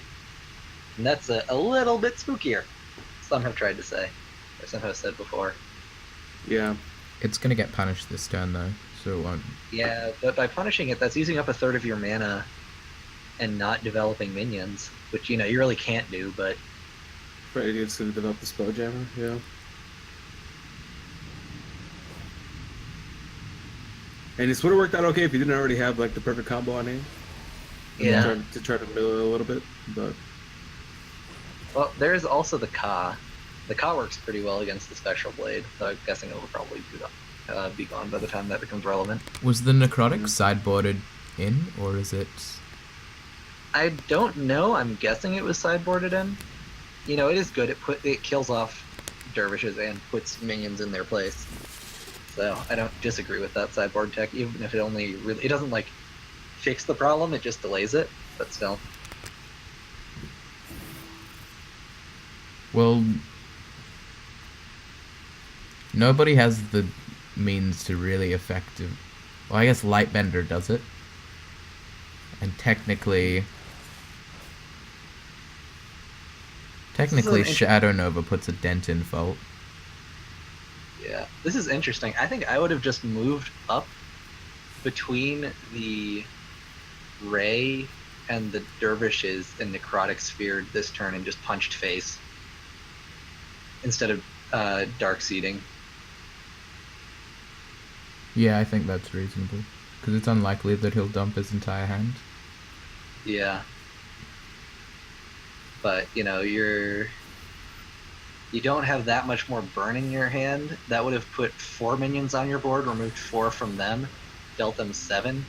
And, like, you know, Spelljammer's still on the board. They're, like, probably not dropping their whole hand too fast, so you still probably could have gotten off the value on Darkseed.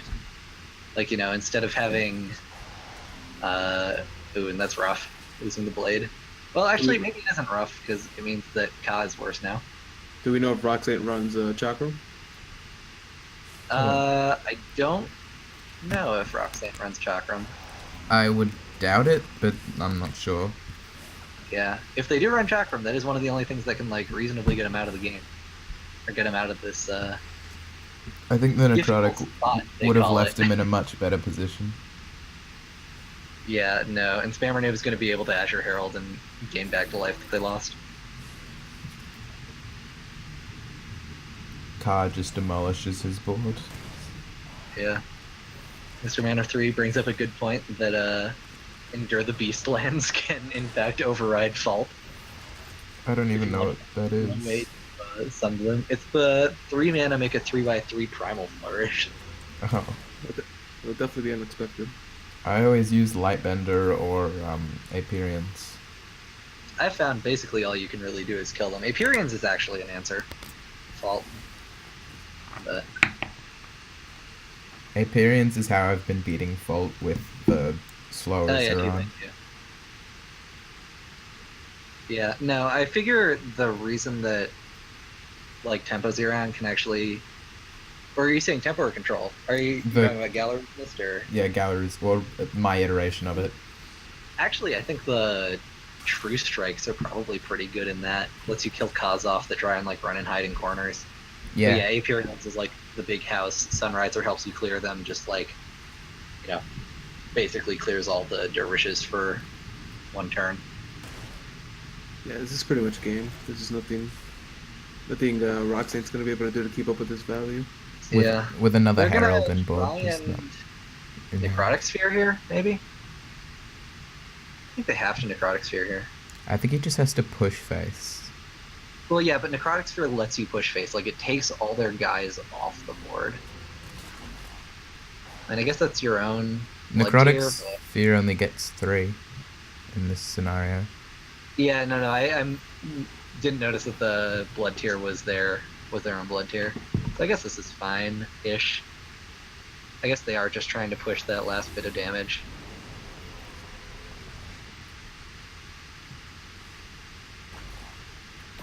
It just doesn't have anything for the Ka, unfortunately. No transform removal, right? For Ka, but does have a Desolator Void Pulse. Like, they're able to keep their life relatively high. They do still have the Necrotic Sphere that can probably time walk for a turn. Double Darkseid could do it. Like, save the game. Yeah. Double Darkseid is certainly not the worst option. There is another Azure Herald, though, and that's going to be a real beating on Rock Saint. He used one already, right? One Darkseid? So. Yeah, they've used one Darkseid. Unless Rock Saint draws some insane burn, I think it's just... Oh man, okay, but hear me out. What if Necrotic Sphere next turn, then they draw into Führer Chakram, like they run away after the Necrotic Sphere, then draw into Führer Chakram, then draw into Spectral Revenant, and then hit him for like 24. What about Betrayal? I'm making some assumptions here. But what if we lived in a world where those assumptions were real? But what about Betrayal? Betrayal could work pretty good here, yeah. Oh yeah, Betrayal against the Portal Guardian would be pretty nice. Ping the Ka as well, so he gets try and get that extra point of damage, those small edges. Yep. Well, also pinging the Ka means that he can't hit you with it twice next time. Actually, if they punched the Ka and got a Betrayal, it'd be lethal with the Blood Tier. Huh. Is he running? I think he's in the Necrotic here, so he could actually get one of these tiles replaced, right? Or... Rock Saint, can you confirm or deny whether you're running Betrayal? Yo, but actually no, they're just gonna make a huge Necrotic Sphere. Necrotic Sphere for 6.5 minions. I like it. Yeah. No, I mean, it lets them keep pushing towards them, and like if they just try and back off, they're just gonna die. Yeah, and this means they have to answer now 7 Wraithlings and a Blood Tier. So. It's gone. Oh yeah, never mind. They can answer 7 Wraithlings and a Blood Tier. And he hits with the Ka first, then Scorns, so he gets another... Yeah. No, that's really nice.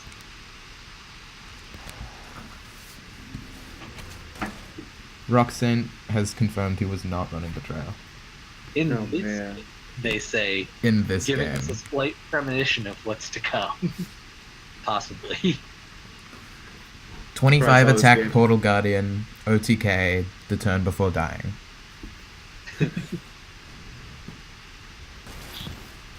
Well, man. Yeah. That was rough. Indeed. Oh, and with the 2 Kas, even. Yeah, this is just lethal, actually. No, it's one off, isn't it? Oh, no, because one of them is at 3 health. Dang.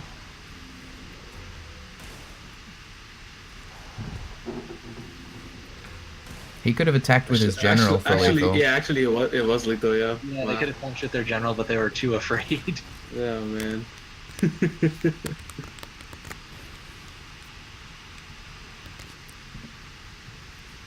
Here Roxanne goes with the well played into the just Void realizes. Pulse. Void Pulse.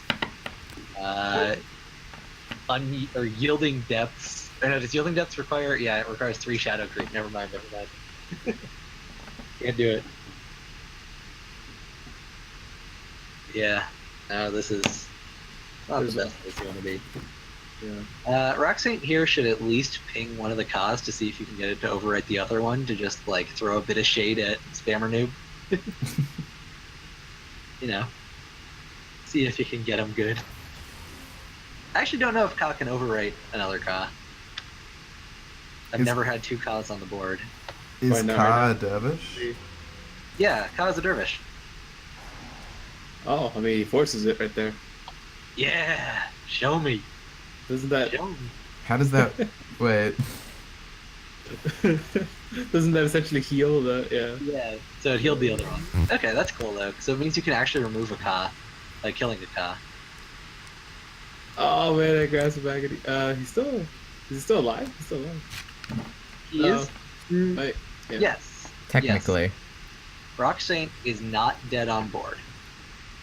Oh, I was ready to move. Actually, wait, yeah, no, they are. They are. So close, man. They only survived because they pinged the because they healed the car. Because otherwise they'd have 2 Kas. Well, otherwise, even if they managed to clear 1 car, the car would be on 3-1 and it'd just hit and then Yeah. die. Hit and transform. Yeah, no, so it's doubly important. Yeah, the heal was actually really important. The heal prevented the lethal, and it bled out the information that they're playing Aymara healer.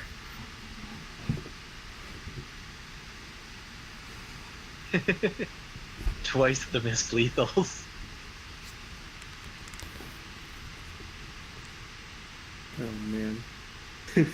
Oh yeah, play the Aymara instead of the other Scorn. Or no, wait, they drew the Scorn on the end turn. Yeah, they drew the scorn at the end. But you see, Spammer Noob. No.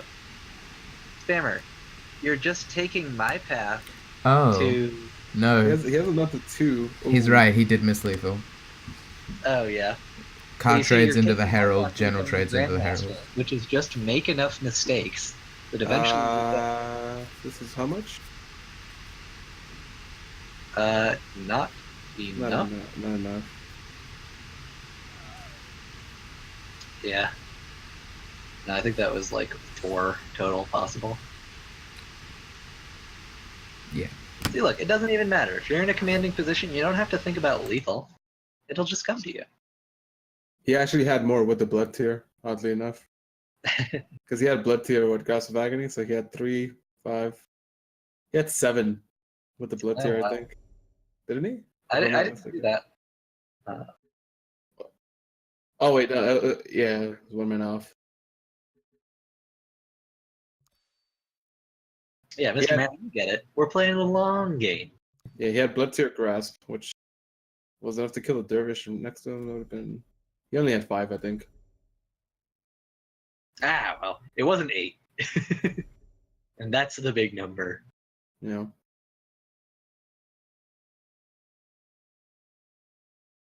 Because I was thinking he could resummon the Scorn, right? Or sorry, not the Scorn, the Desolator. That's okay. You know, Spammer Noob, like, the more you play a deck, the more you learn, the less lethals you'll miss. So just keep at it. And eventually you'll be like, oh, I could kill someone right here.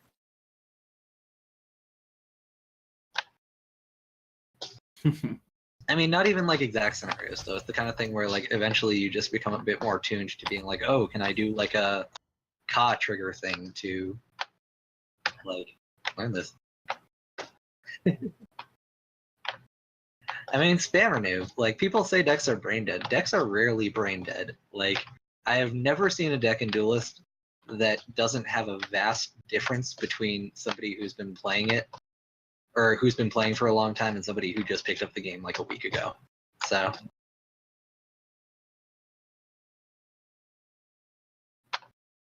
That's true. That's one of the. That is one of the closest one I'd argue. You know, So no, I wouldn't even argue that, because my argument isn't that it's hard to win, because that deck is all about not losing until you win, and knowing how to not lose. Somebody who knows how to play and knows like about how to position themselves and orient themselves to not like get their stuff blocked off. Like even that, the win rate for somebody who knows what they're doing is much higher than the win rate for somebody who.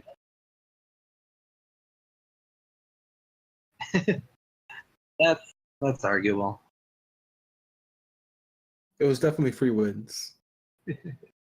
Spammer Noob says their brain did, which doesn't necessarily mean brain dead. See, your brain did. You got a brain did. Yeah.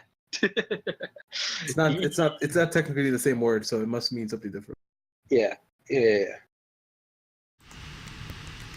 All right, but going into game 3, Ask Why Cass has Fisher or Cataclysmic Fault in hand.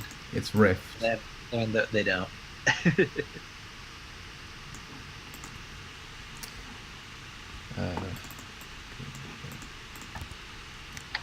All right, so this is probably going to be leading off Flame Warlock, is my personal guess. Yeah. That's a pretty nice hand here for Spam Noob. Might be able to get the. He's super lucky. He might be able to get the fault out turn 2.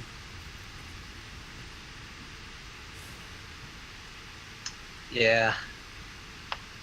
You don't even have to be super lucky. You can almost certainly force it in most scenarios. Oh man, here we go. Although, taking the tile, well, that's not going to get a fault on turn 2. I would have played Metallurgist bottom left. And he then can get the fault out, but he can't get the ray after.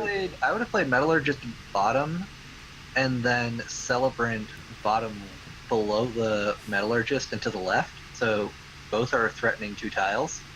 Oh yeah. And then they need to take 3 tiles to prevent you from faulting with Ray. Because if you play Metallurgist below you, they can't hit the Metallurgist. You leave center tile open. They could have prevented it though, couldn't they? They could have taken 2, yeah. They could have just left top tile alone. But they couldn't have actually, because they didn't have they could only play 1 minion by taking 4 mana. So they could have actually gotten the turn 2 Fault Ray if they had not taken that center tile. Alas. Yep.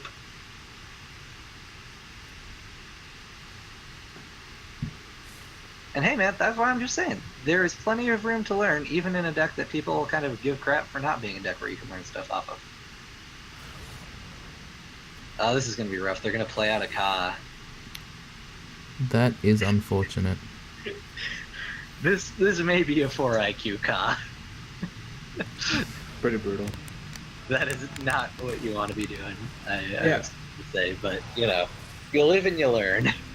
Yeah, I was a little surprised they didn't do Metallurgist into Celebrant the previous turn. Yeah. Instead of the way around. Now this is almost just kind of over already. They're just going to play another, like, Spelljammer.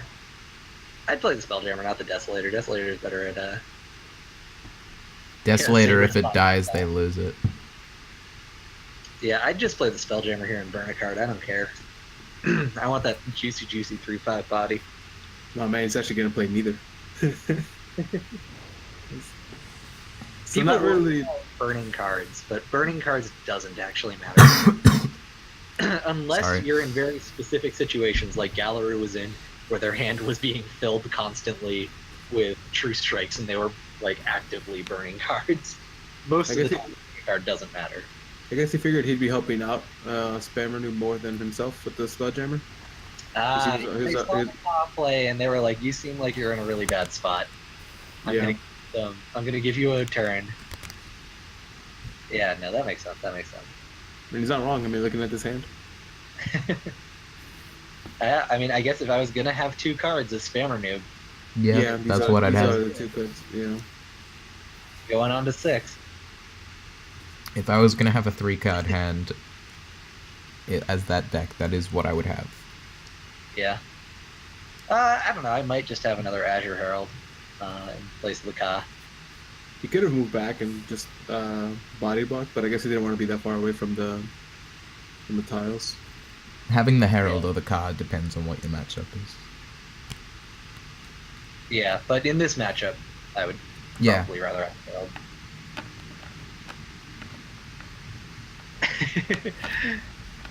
Yeah, that Ka, the first Ka was actually not a Ka, it was a Saberspine Tiger skin. A new skin for Saberspine Tiger that also has flying. So right there, I'm a little surprised he didn't use he didn't use Blood Tier Ping to kill the Dervish instead. Because, like, I guess maybe he figured with so few cards up, what are the chances that he has the combo, but that's risky. Yeah. So this is actually probably the most interesting game in terms of where they're going to be. I like moving up here for Spammer Noob, like they're saying in chat. What they're trying to do is be able to cross the fault, and I think that's much better than what they did the first game, where they just got themselves on the back line, and Roxanne was just sort of able to pin them. Like, this puts you in range of the Spelljammer, but at the same time, you know, that fault is a better wall than the back line. Yeah, crossing the fault is a big deal.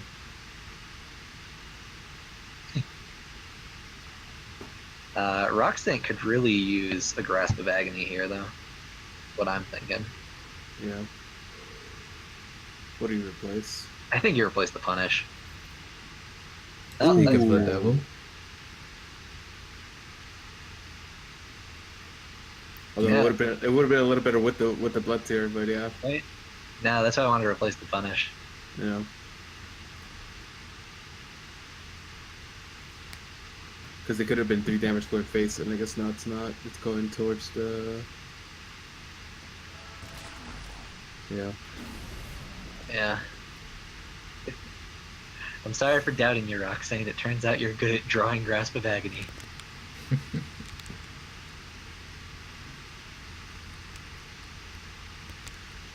Have you guys seen the OT, like the Unleash the Evil OTKs? No. With no, but that did get fixed. If they have Zorzula and they play something with less than 2 health, or did they fix that? Well, if they play it with Zorzul up and it has less than 2 health, that's fine. The problem was, before Zorzul came down, I don't know, they fixed some problem with it. Or no, the thing is, it was that Sarlacc kept Rush was the problem. It was the things kept Rush, yeah, they fixed that. So it no longer keeps Rush? I think so. I think it just comes back as a... Because I think the Rush is part of, like, a buff effect, not a part of the inherent card. So it's just the first instance? I think so. Maybe it doesn't. I don't know. I haven't actually had that happen or bothered to test it. It's a little disappointing if it does, though. Those moments were pretty funny. Yeah. Alright, well. Roxanne is definitely not out of it, and Spammer Noob is also not quite out of it. You know, that's a lot of damage on board. Yeah. I think he pings the Ka and then Azure Herald's Desolator. Yeah, I don't think you play Flameblood here. I think you just Azure Herald, Desolator, ping Ka. He's actually gonna play the. Okay. I think I like pitching the Punish more than pitching the lure, just in case. Yeah. Well, yeah, because the only things they're really for is for Portal Guardian and Amara. Yeah, and lure is better against Amara than Punish, and takes less mana. Yeah. He pings the Desolator to avoid Blood of Air. Yeah, I guess I can see that. Yeah, no, that's probably safer, actually. You know, you want to have that for the follow-up turn as well. I guess that's the difference, like, because we can see Spammer Noob's hand, and that affects our judgment. Yeah. Now, so it'd be like 2, 3, 4, 5, 6, 7. Oh, man. They have 7 points of damage in hand if they can't get off a grasp. Which also the lore would have been better for. Because it could have set up a grasp as well. Oh, but he's on 7 health. Wow. Oh, yeah, because he had to punch that. Well, I was meaning if they could set that up at all. I mean, he could have used the Ka, actually. He didn't have to take the damage. Yeah, I think Spammer Noob was saying that's the misplay that makes them lose the game. Sucks. Yeah. This is one damage. You know, that's the sort of little play. You know, it's not actually... Like, you know, that's not the stupidest play in the world. Like... I want to see Yes, Rock Saint BM replace into Betrayal real quick. Just get the Aymara to punch them. Yeah, and plus by not having by punching the Herald yourself, Spammer, you let the Ka punch them for 3. Like... Yeah. I mean, I guess what you're saying is you should have just played the Aymara healer. But...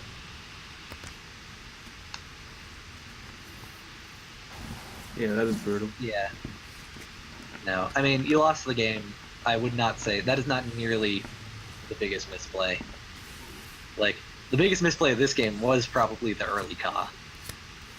I think that was the best thing he could have done there. Actually, okay, so the biggest misplay was probably the first turn of that game, where you didn't set up the turn 2 fault. But that last play was like a calculated risk. It probably wasn't optimal, but, you know, there's reasons for you to have done it.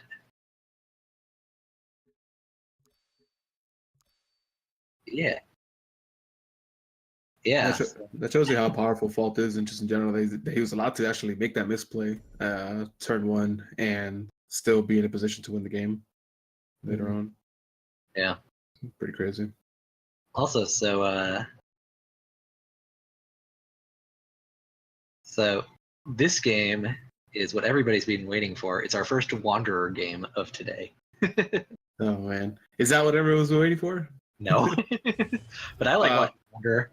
What's the matchup? I like seeing well-known players play against each other, and Rift and Death's Advocate are 2 of the more well-known and higher for people with higher records right now. So, who versus who for this one? Riverwrath versus Death's Advocate. Oh man, okay.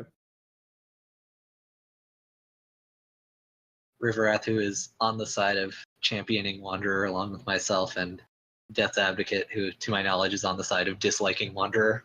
It's a very polarizing card. Yeah.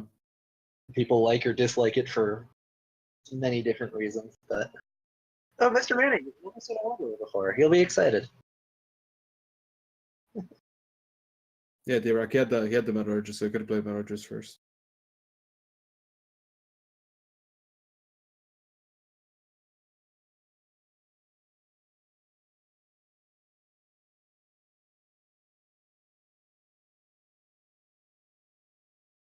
You versus Baroni, was that which one? Or sorry. No, that was this week. I think I actually just forgot to add it to the list of recommended ones, but there was like 5 or 6 recommended ones that we didn't show anyways. My bad. I've been doing stuff for this quite a bit today. I think you should just be greedier with your response. Just be like, look, you only get one game, alright? You only get one matchup. Week. Tops. Well, I mean, there's a number of people who don't even get their one that they requested. Exactly. Yeah. Now it's just kind of like, you know, whatever I deem to choose in whatever way I choose it. I think it's good to have a healthy mix of, like, meme deck lists that are fun to watch, and then the players from the top groups that have really high records. That does tend to be my Riv with the ping into the heal on. Did he actually heal him? Oh my god, that disrespect. That is messed up. Riv, I'm not sure if we can have you on next week anymore. Actually, no, I'm definitely sure we can. That is so messed up. I'm not gonna need this point of damage to beat you. I have That never is so seen insulting. somebody assert dominance. That is wow. Is he about to just drop Wanderer? Yeah. Yeah, Wanderer's coming down. That's kind of the whole point of the. I mean, if he had natural, he could have prevented it, right? It would have been 5.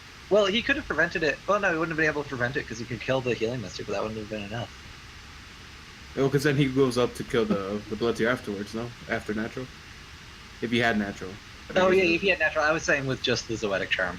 Yeah. Also, yeah, thanks, Roxanne. I'm glad you're having a good time. I cannot believe. No, he could have. He could have prevented it by killing the Mystic and then playing the Cryptographer on the tile.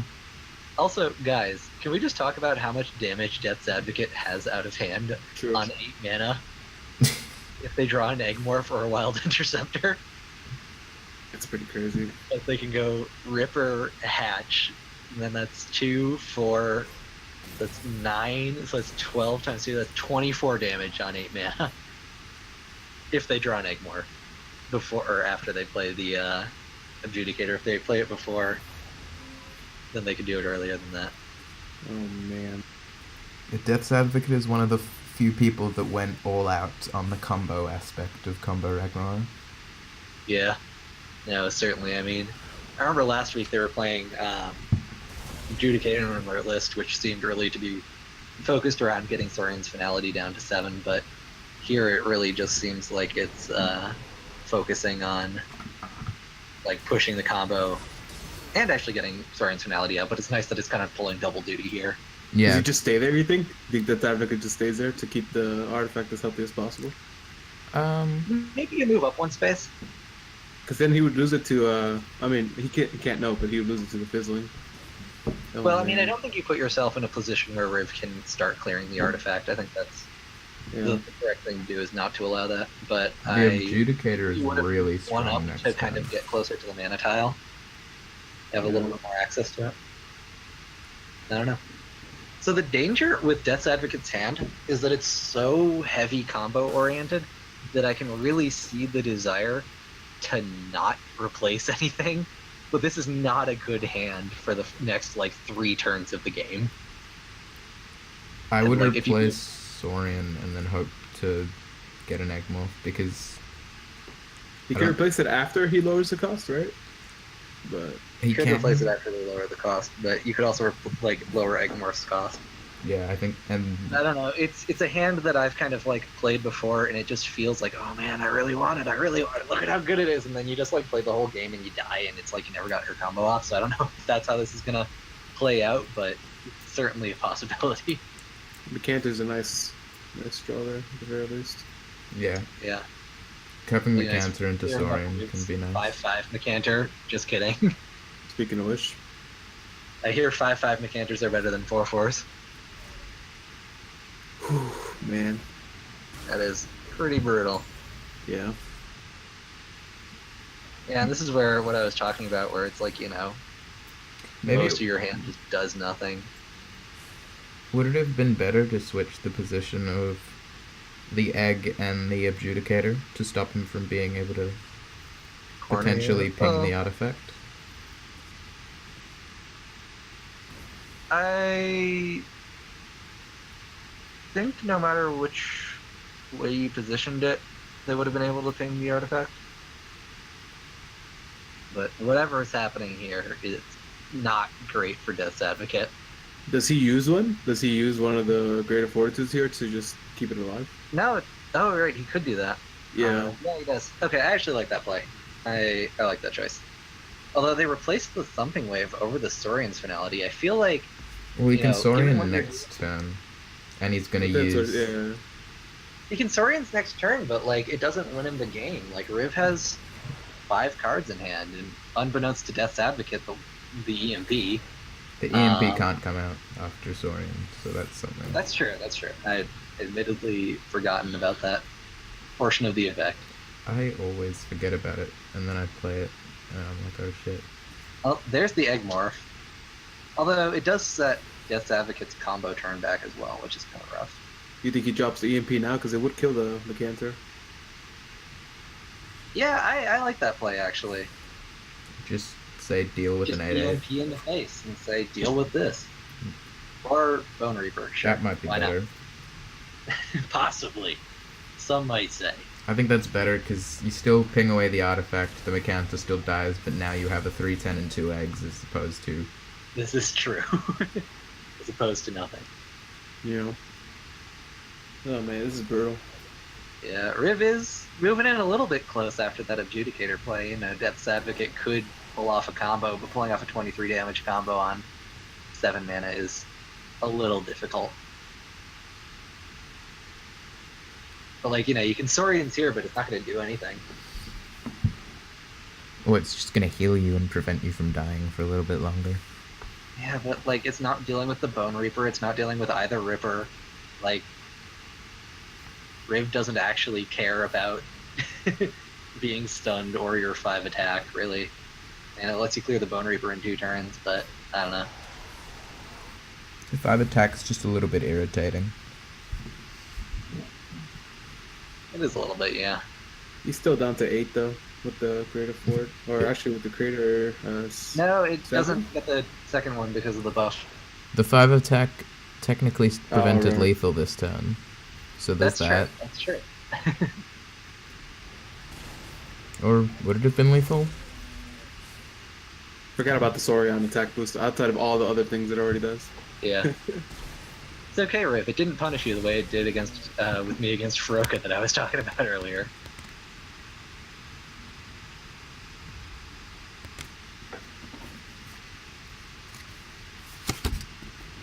Yeah, and then just get the surround and the 2-turn lethal. Seems good. Oh man. Yeah, no, if you're going to use Fort there, forting the Bone Reaper would be the choice. This is the most awkward homeostatic rebuke ever, I'm pretty sure. Yeah. Clears 1 minion. Yeah. Yeah, Plasma would have been pretty good. I don't think he runs Plasma because it's an egg deck. Possible. But it's also a combo deck, so... I always like to run 2 and 2, but a lot of people have opted out of Plasma recently. I can't say I've played much combo rag, so... Man, I don't know if Death's Advocate should have shown Riv that they were playing Greater Fortitude. 2 of them. Yeah, and the Mechanta turn you mean? Oh, no, I meant this turn when they played it on the egg. I was just poking fun. Oh, jeez. Well, I'm not sure if there's a point of Death's Advocate hiding his list. It's been on the forums for 3 months now, with very maybe little it was out of change. respect for Riv for posting their list every week in general chat. Riv is the only person to submit lists via general chat to me. So they both knew each other's decks going in, is what you're saying. Yeah. Or had the capability to. Should have wanted to. I somehow feel, knowing both the players, that it is more likely that Death's Advocate had Riv's list on standby than Riv having Death's Advocate's list on standby. Yeah. But that's just more on a personal note. So what's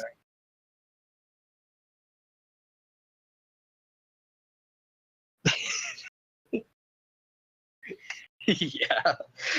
I forgot about that was how everything started. says I had no idea what he was playing. I don't scout people ahead of time. Yeah, see, I know. You could just be like, I have 2 jobs. I don't have time to scout other people's decks. I've got 2 jobs and a wanderer. Exactly. I only take the time to win money and heal other people's faces. Mm-hmm. As a fun fact, though, another fun fact about Riv is that they've told me that the way to beat them is Ziran. Apparently, they always die to Ziran. Specifically, Pow and the Kissa. Apparently, if you become Pow and the Kissa, you will be able to beat Riv. That's what I've heard from Riv. No. Yeah. So, go talk to Pow. Go learn under Pow for the week that you have to play against Riv.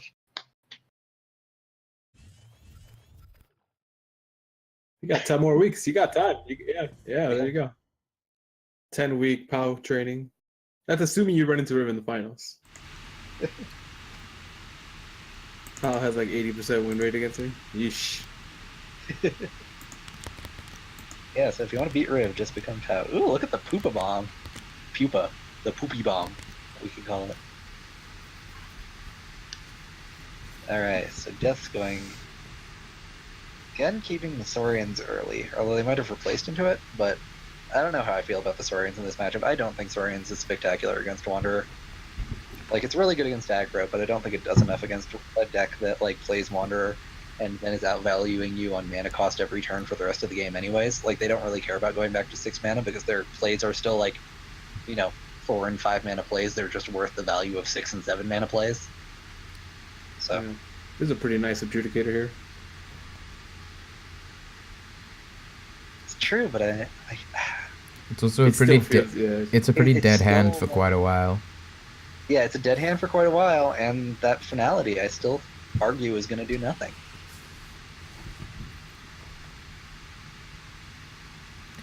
Are the buffs not registering for you guys? Can you see that?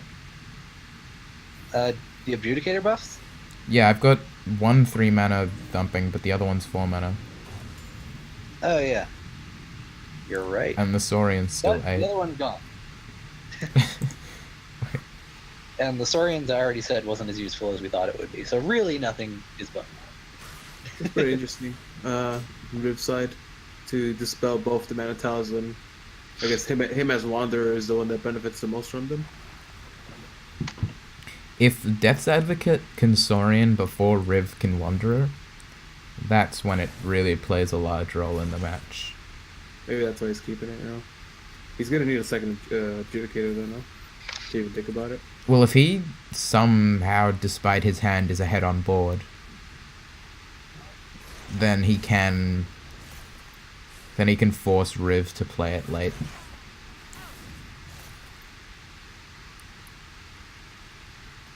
Which is very unlikely given the board state. Yeah.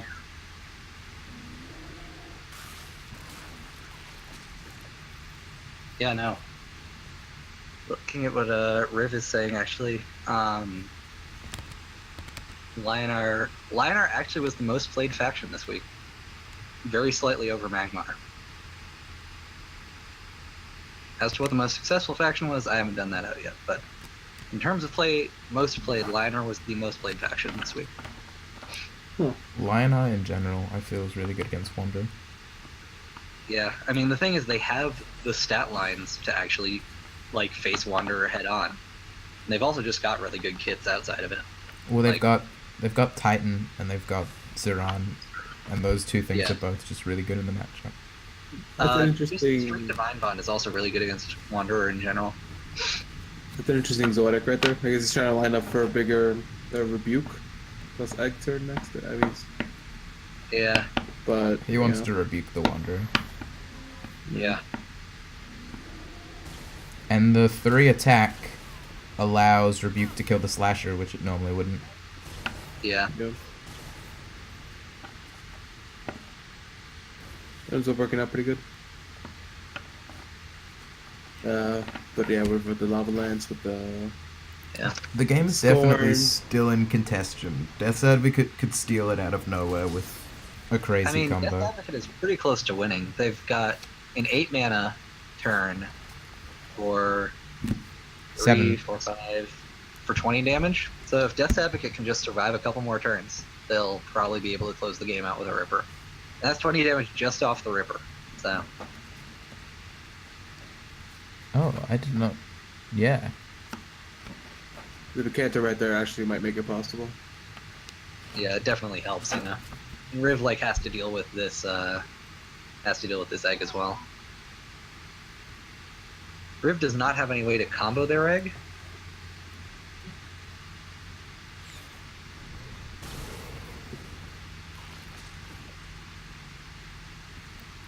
Getting Hello. This is like... Sorry. No, go on. I was just gonna say, getting Ripper combo as Wanderer Rag is one of the dirtiest things you can do. I mean, the thing is, like, when I play, like, people think it's a really dirty thing, but the thing is, people feel like it's not likely. But those are just 2 cards that I generally hang on to.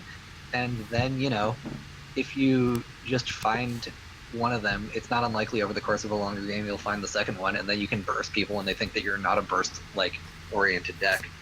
Well, yeah, they are definitely both cards that you want to hold on to, but still feel it's pretty. Yeah. Looks like Death's Advocate is pretty likely to be able to survive to the point where they'll be able to get theirs off. They need to make sure they stay out of even celerity range of Riv's Ripper, though. Then they should be able to make it to their 8 mana turn. I'm not sure if Riv will be able to protect themselves to the point that they need to.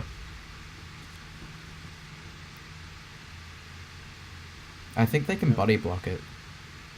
They might be able to body block the Ripper. That's probably the best thing they can do, since now they're getting to the point where an Adjudicator's been played. No spells have been played with the that have like been reduced, as far as I know. And so, yeah, we just have to see how much Riv respects this combo capability, because it should be very highly. Well, they're getting rid of one of their minions, so seems less likely. This does not appear to be a... Oh, actually, no, this does body block successfully. No, it doesn't. Oh, no, because they didn't play the Maw. Never mind. I thought they were going to play the Maw too and actually body block it from being able to do it. Alright. Oh my god. Riv does not respect the combo. This is something that Riv is not going to replicate in terms of not body blocking after... If he didn't respect the combo before, I think he definitely respects it now. Yeah. That's what I'm trying to say. Yeah, god. There you go. There's the 20 damage Ripper.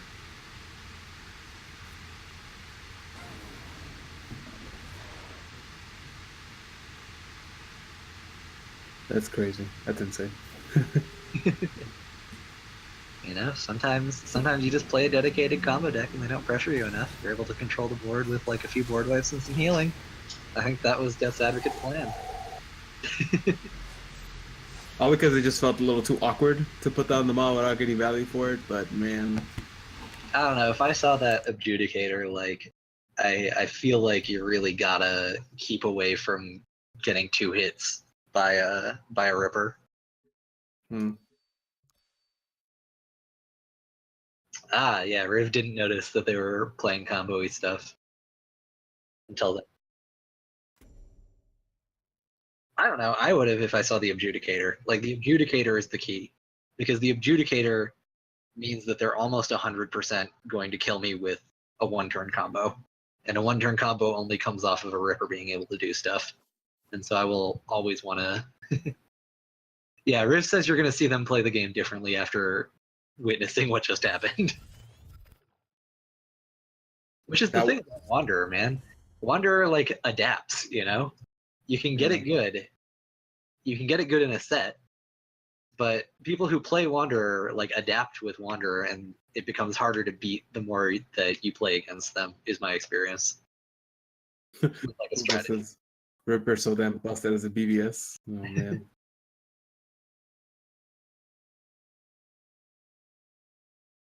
Yeah, man, Wanderer is great. I am fully in favor of people learning Wanderer, despite people hating on it for different reasons.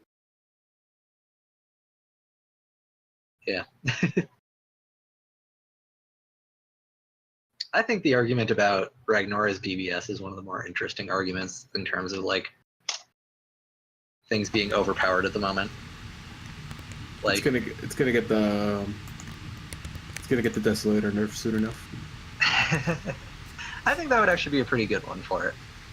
I like keeping Celerity. I like keeping Celerity. I like keeping Rebirth.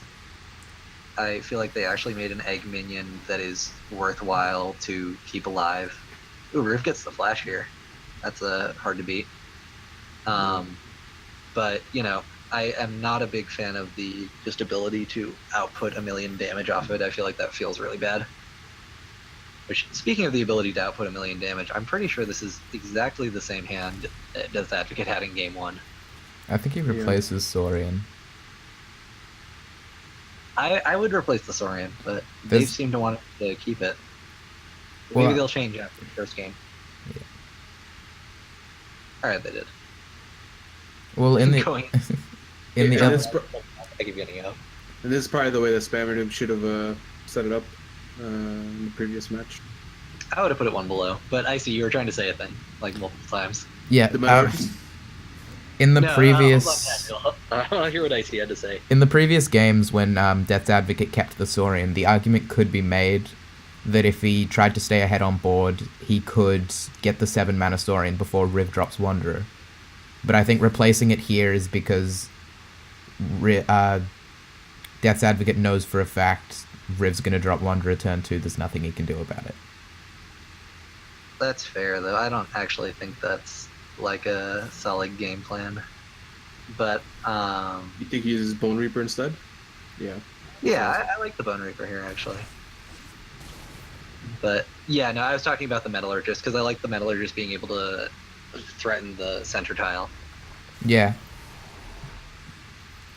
So this is something about Wanderer that I feel like people really underrate, is when playing like with or against the deck, is that sometimes they'll be like, oh man, I can't beat Wanderer, so I'm just gonna set up for it to be like solid against Wanderer, and then they'll just like play into something, and you'll just be like, fine, I won't play Wanderer, I'll just like blow you out, and I'll play Wanderer like next turn or in 2 turns. Oh, At this point, it's I such a realize- terrifying way to keep the egg alive no matter what. I realized why he played it where he played it. The Metallurgist. It was playing around turn 2 Slasher. Because if Oh he yeah, that makes sense. if he played it below, he could have died to the Slasher. Mhm. Also, do you like those 2 mana thumping ways? There's the egg morph. But more importantly, do you like how Riv is already backing up at 23 health and 4 mana, or in like 5 mana? Yeah, because Death Advocate, unfortunately, he was playing around Mecanter, but now the Lava Slasher ends up being just that much more crippling. Yeah, and it's the 4 mana slasher off of the Metallurgist. You know? But no, playing against combo rag, like, you know, you're like, I'm at 23. I hope they can't kill me. I should probably start backing off, because it's a little dangerous right now. Because, you know, you'll beat them on board. Like, you look at Death's Advocate's hand. Death's Advocate can't even play anything this turn, except an Egg Morph, which kills their combo. But with the combo on... He doesn't need 2 thumpings. He doesn't need. Yeah, is the first one actually still costed at 4? They might actually need... Or no, they only need 1 thumping, because they have 2 forts. So they can get rid of a thumping. Or they could play a thumping. Or are they both 2? No, they're both 2. Yeah, because then on you need 7 mana, and yeah, that's what we said before, 24 damage. So that is lethal. Yeah.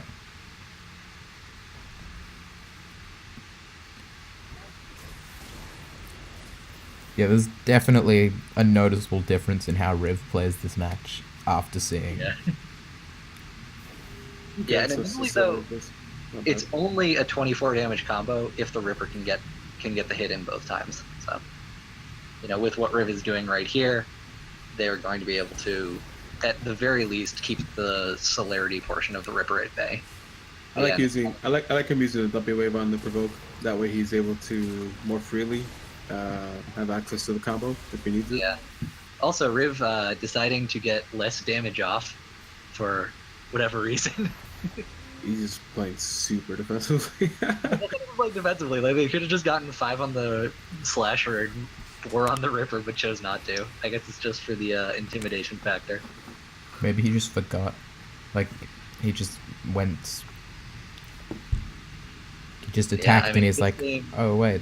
Oh, hey, they replaced into the homeostatic. That's what they needed in order to keep themselves in this game. Yeah.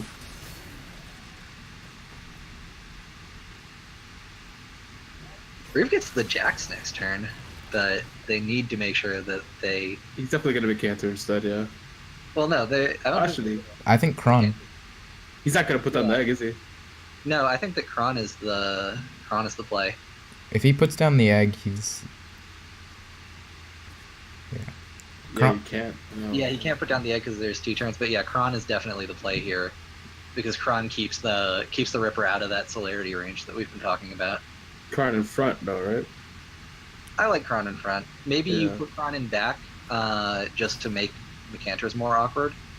Or yeah, I like Kron above. You know. It keeps him out of the range either way. Yeah, it's gonna be out of the range either way, but like Well, that smooth out, I Oh, works. think. nice. That works out even. Okay, now you don't have to worry about it.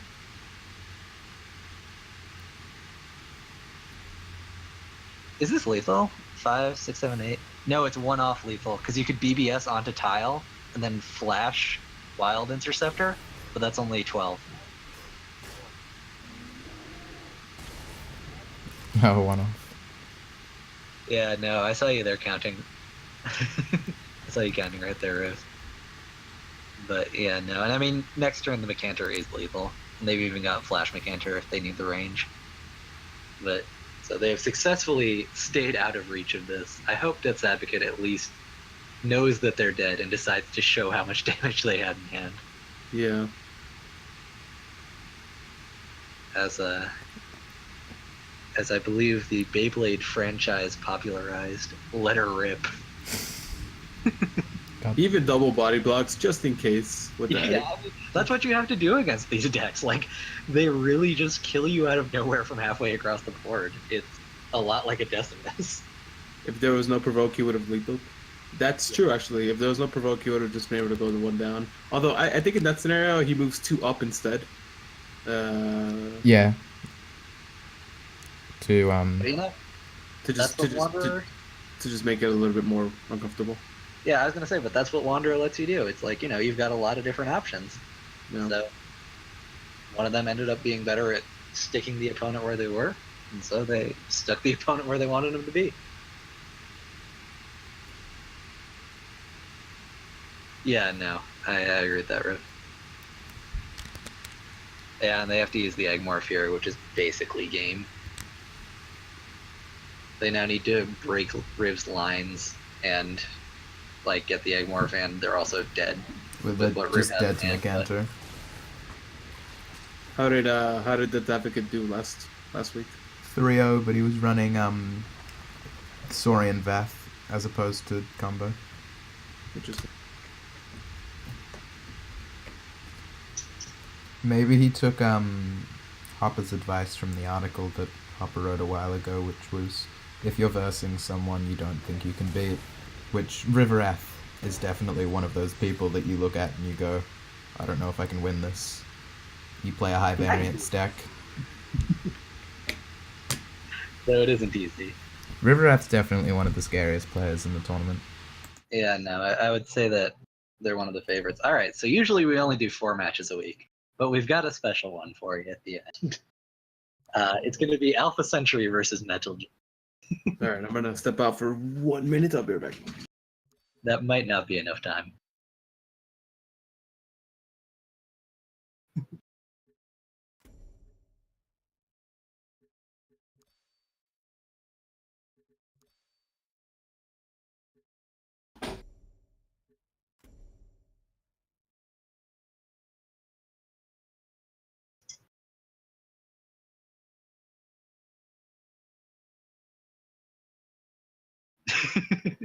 Yeah, Riff, you know where this is going.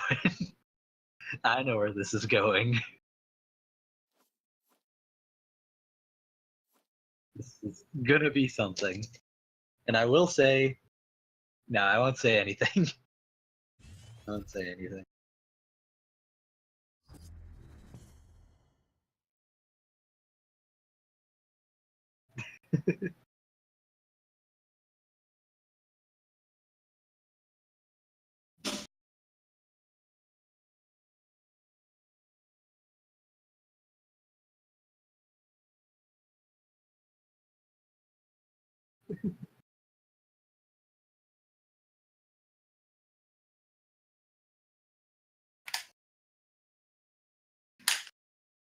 All right, I'm back. All right. You didn't actually miss it. We haven't quite got the replay set up yet. I was thinking that with the way that Riv set up the last game, there was still a way he lost. So kind of like a flash shroud, and then that way Death Advocate takes the middle tile and puts the Ripper one up, and then the standard, the good old standard 2-mana Agmor, Yeah. dumping Greater Fortress combo. Yeah, you're right. But look at the board and look at the hands for a moment, if you will. You might see why this game could be fun for a viewer. Okay. I haven't seen Dance of Memes played in such a long time. No, nor has anyone except Alpha. I guess remind me what the combo is. Just pretend that I'm someone who's never seen this before. So the way Dance of Dreams works is that you have Kujata. You need Twin Fang? What? Twin need Fang's Twin in his Fang? sideboard, not in his main board. Twin Fangs are in the sideboard. Okay. Here, I'll just let you watch. I'm not gonna explain. Wow. Also, if you play the mirror imp before you play the combo, it's infinite. Yeah.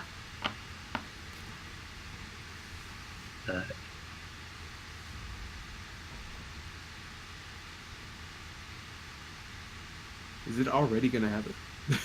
Alright, I got a little something queued up for you guys to come off my screen.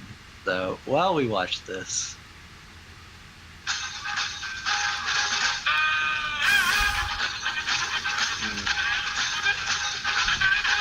I hope this is coming through my speakers. It is. Yeah, it is.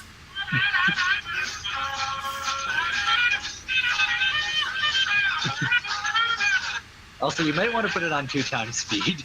Yeah.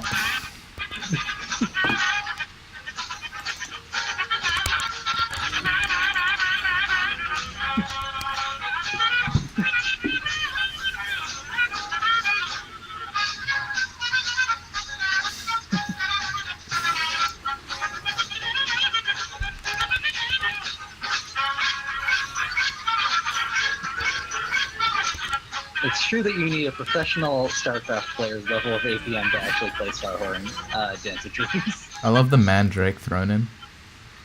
Yeah.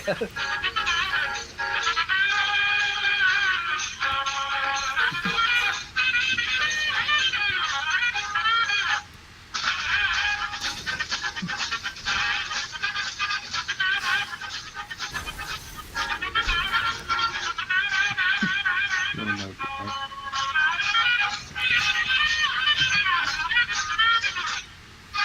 Is playing the second Dance of Dreams optimal? Yeah. I don't think it is because you start to burn cards. But then again, with Mandrakes in the deck that don't die, you might start bricking if you don't play it. That's true.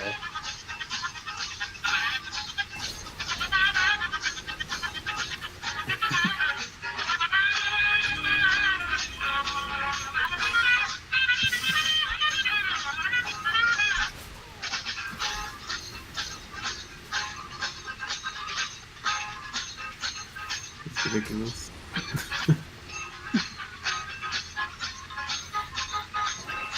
So I would assume the Mandrakes are in there for when they realize that if you just disconnect and reconnect, it skips all the animations. Yeah, it's basically the fair way to win.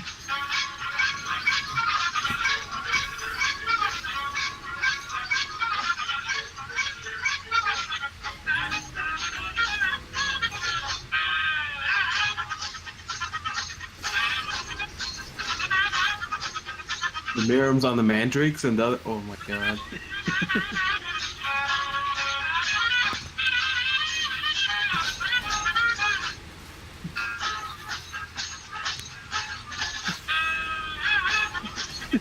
So at this point, it's just a matter of like, can I do all of this within the time?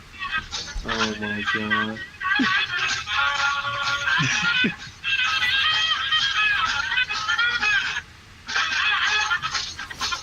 Oh, that was a good game. So, for those of you wondering exactly what that did, the animation skipped Mezelgee's turn, allowing him to just beat him in with all the minions that he summoned. Yeah, so I forgot to put no DDoS into the rules. Alpha, you're going to make another no DDoS rule, because I'm going to say you're not allowed to actually DDoS people anymore. Yeah. But they were in the rules for the original Meltdown League, which was a single-shot tournament set up on Battlefy, but I apparently did not transfer that rule over. So this is legal for this week. Luckily, Alpha's the only one who ever does it. But all right, let's move on to game 2. Poor guy. Is he running the same deck though, or is that just like super best case scenario for the turn 2? What? That is super best case scenario. Okay. Alpha went 0-4 in his other matches. Oh my. Well, I picked a good sense of joy. Yeah. So, yeah, no.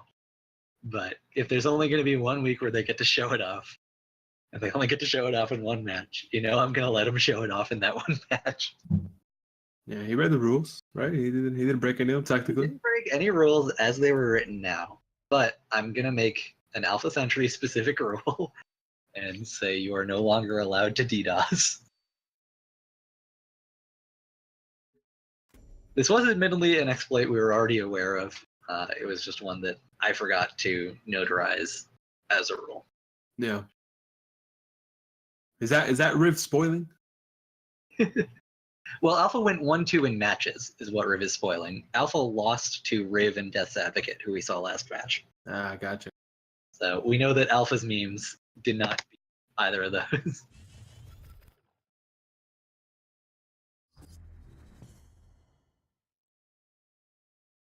Yeah, and basically, so if somebody does DDoS you, there are 2 ways around it, and Riv is saying both of those. There's a script you can have that basically runs duelist animations way, way faster, and that means that the DDoSing for your turn doesn't happen because the animations don't go into your turn. And you can also close and open when you see it turns over to your turn.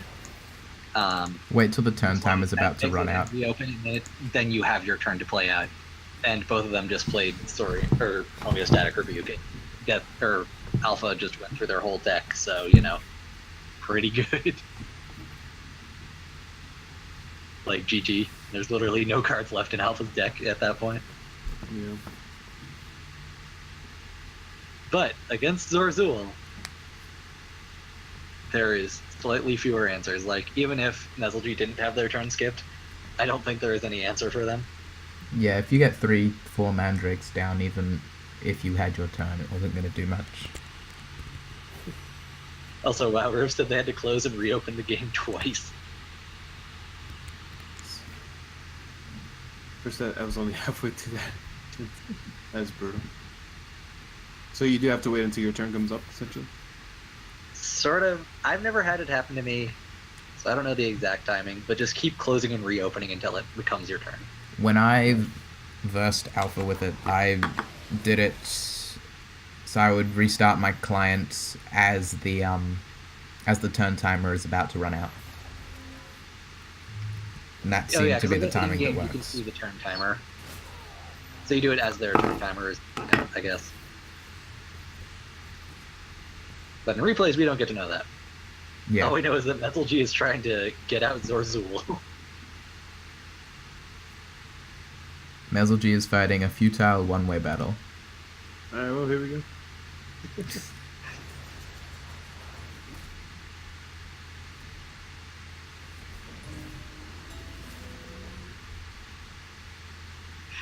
I won't put the music on this time unless you guys really want it. I liked it for the first, but that was more for shock value. Now we know what's going on. Yeah. Is it actually still going to play out the same way? Probably. With just 4 mana? Wow. I saw the first match. I did not see the second. Oh my god, it's the same way. Because I was interested to see if Alpha won fairly or if Alpha DDoSed. Just as a rules person. Did he have to mirror him the Kajata there, or could he not have mirror him the... You mirror him the Kajata, so it's likely you'll get another one so that you can play it on the 2 drops. Gotcha. Because there's also a loop you can do in this deck, where if you have a mirror him in play, when you start the combo, you can mirror him and then mirror him Flameblood, and then that's an infinite loop of mirror hims and Flameblood through your deck. Oh my god. So if you have both of those out, and actually you need both of them out, and then combo, you can just infinitely go off. Even with infinite mirror him, you can go off with infinite mandrakes. Because you'll keep drawing mirror hims, and then you'll mandrakes into your deck, and then,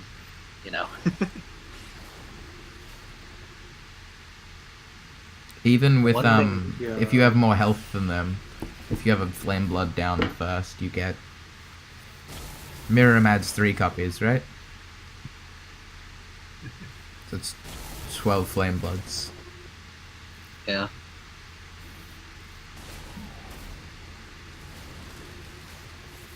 Yeah, but there's other Miriam. Oh man. Still drawing no mandrakes though.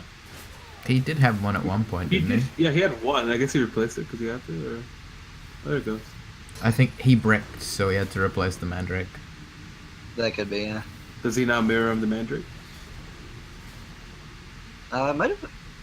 Okay, there's a mirror on the mandrake. Yeah. Yeah.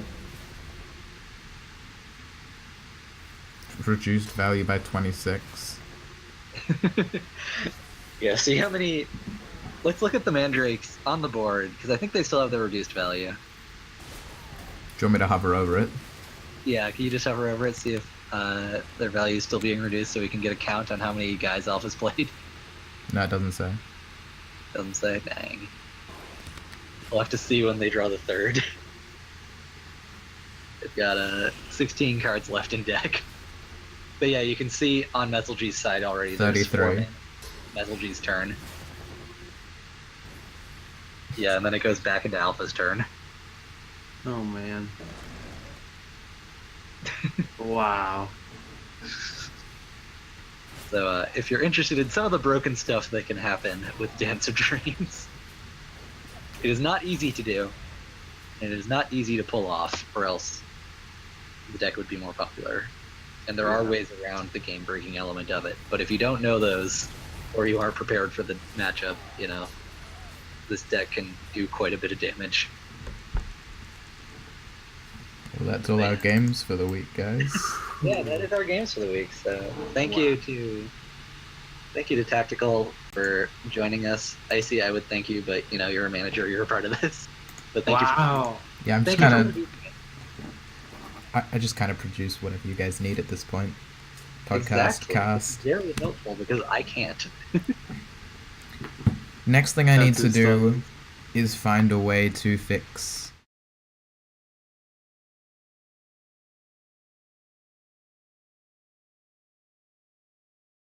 That's just a Discord setting. It's pretty easy. I'll screenshot. I'll screenshot it for you. Yeah. That's great. Yeah. Thank you guys for coming out. Thank you, our hacker, IC, for having me. I might decide to get a little bit more involved with the Meltdown tournaments, if that's okay. Yeah, no, totally. Like I'm We'll hoping to talk. kind of get like a loop of guests. I mean, if I can get like 12 different guests, that's cool. But there's still like playoffs and a final tournament too that'll Yeah. need casting. So Yeah, I really want to bring a bunch of people who have been involved in like tournament scenes in the past and the present in here to get their voice on. Know that this is for everybody by everybody. So Yeah, my people will talk to your people, and then we'll see where we go from there. Let me cast my own finals match as I play it, as you play it live. Okay.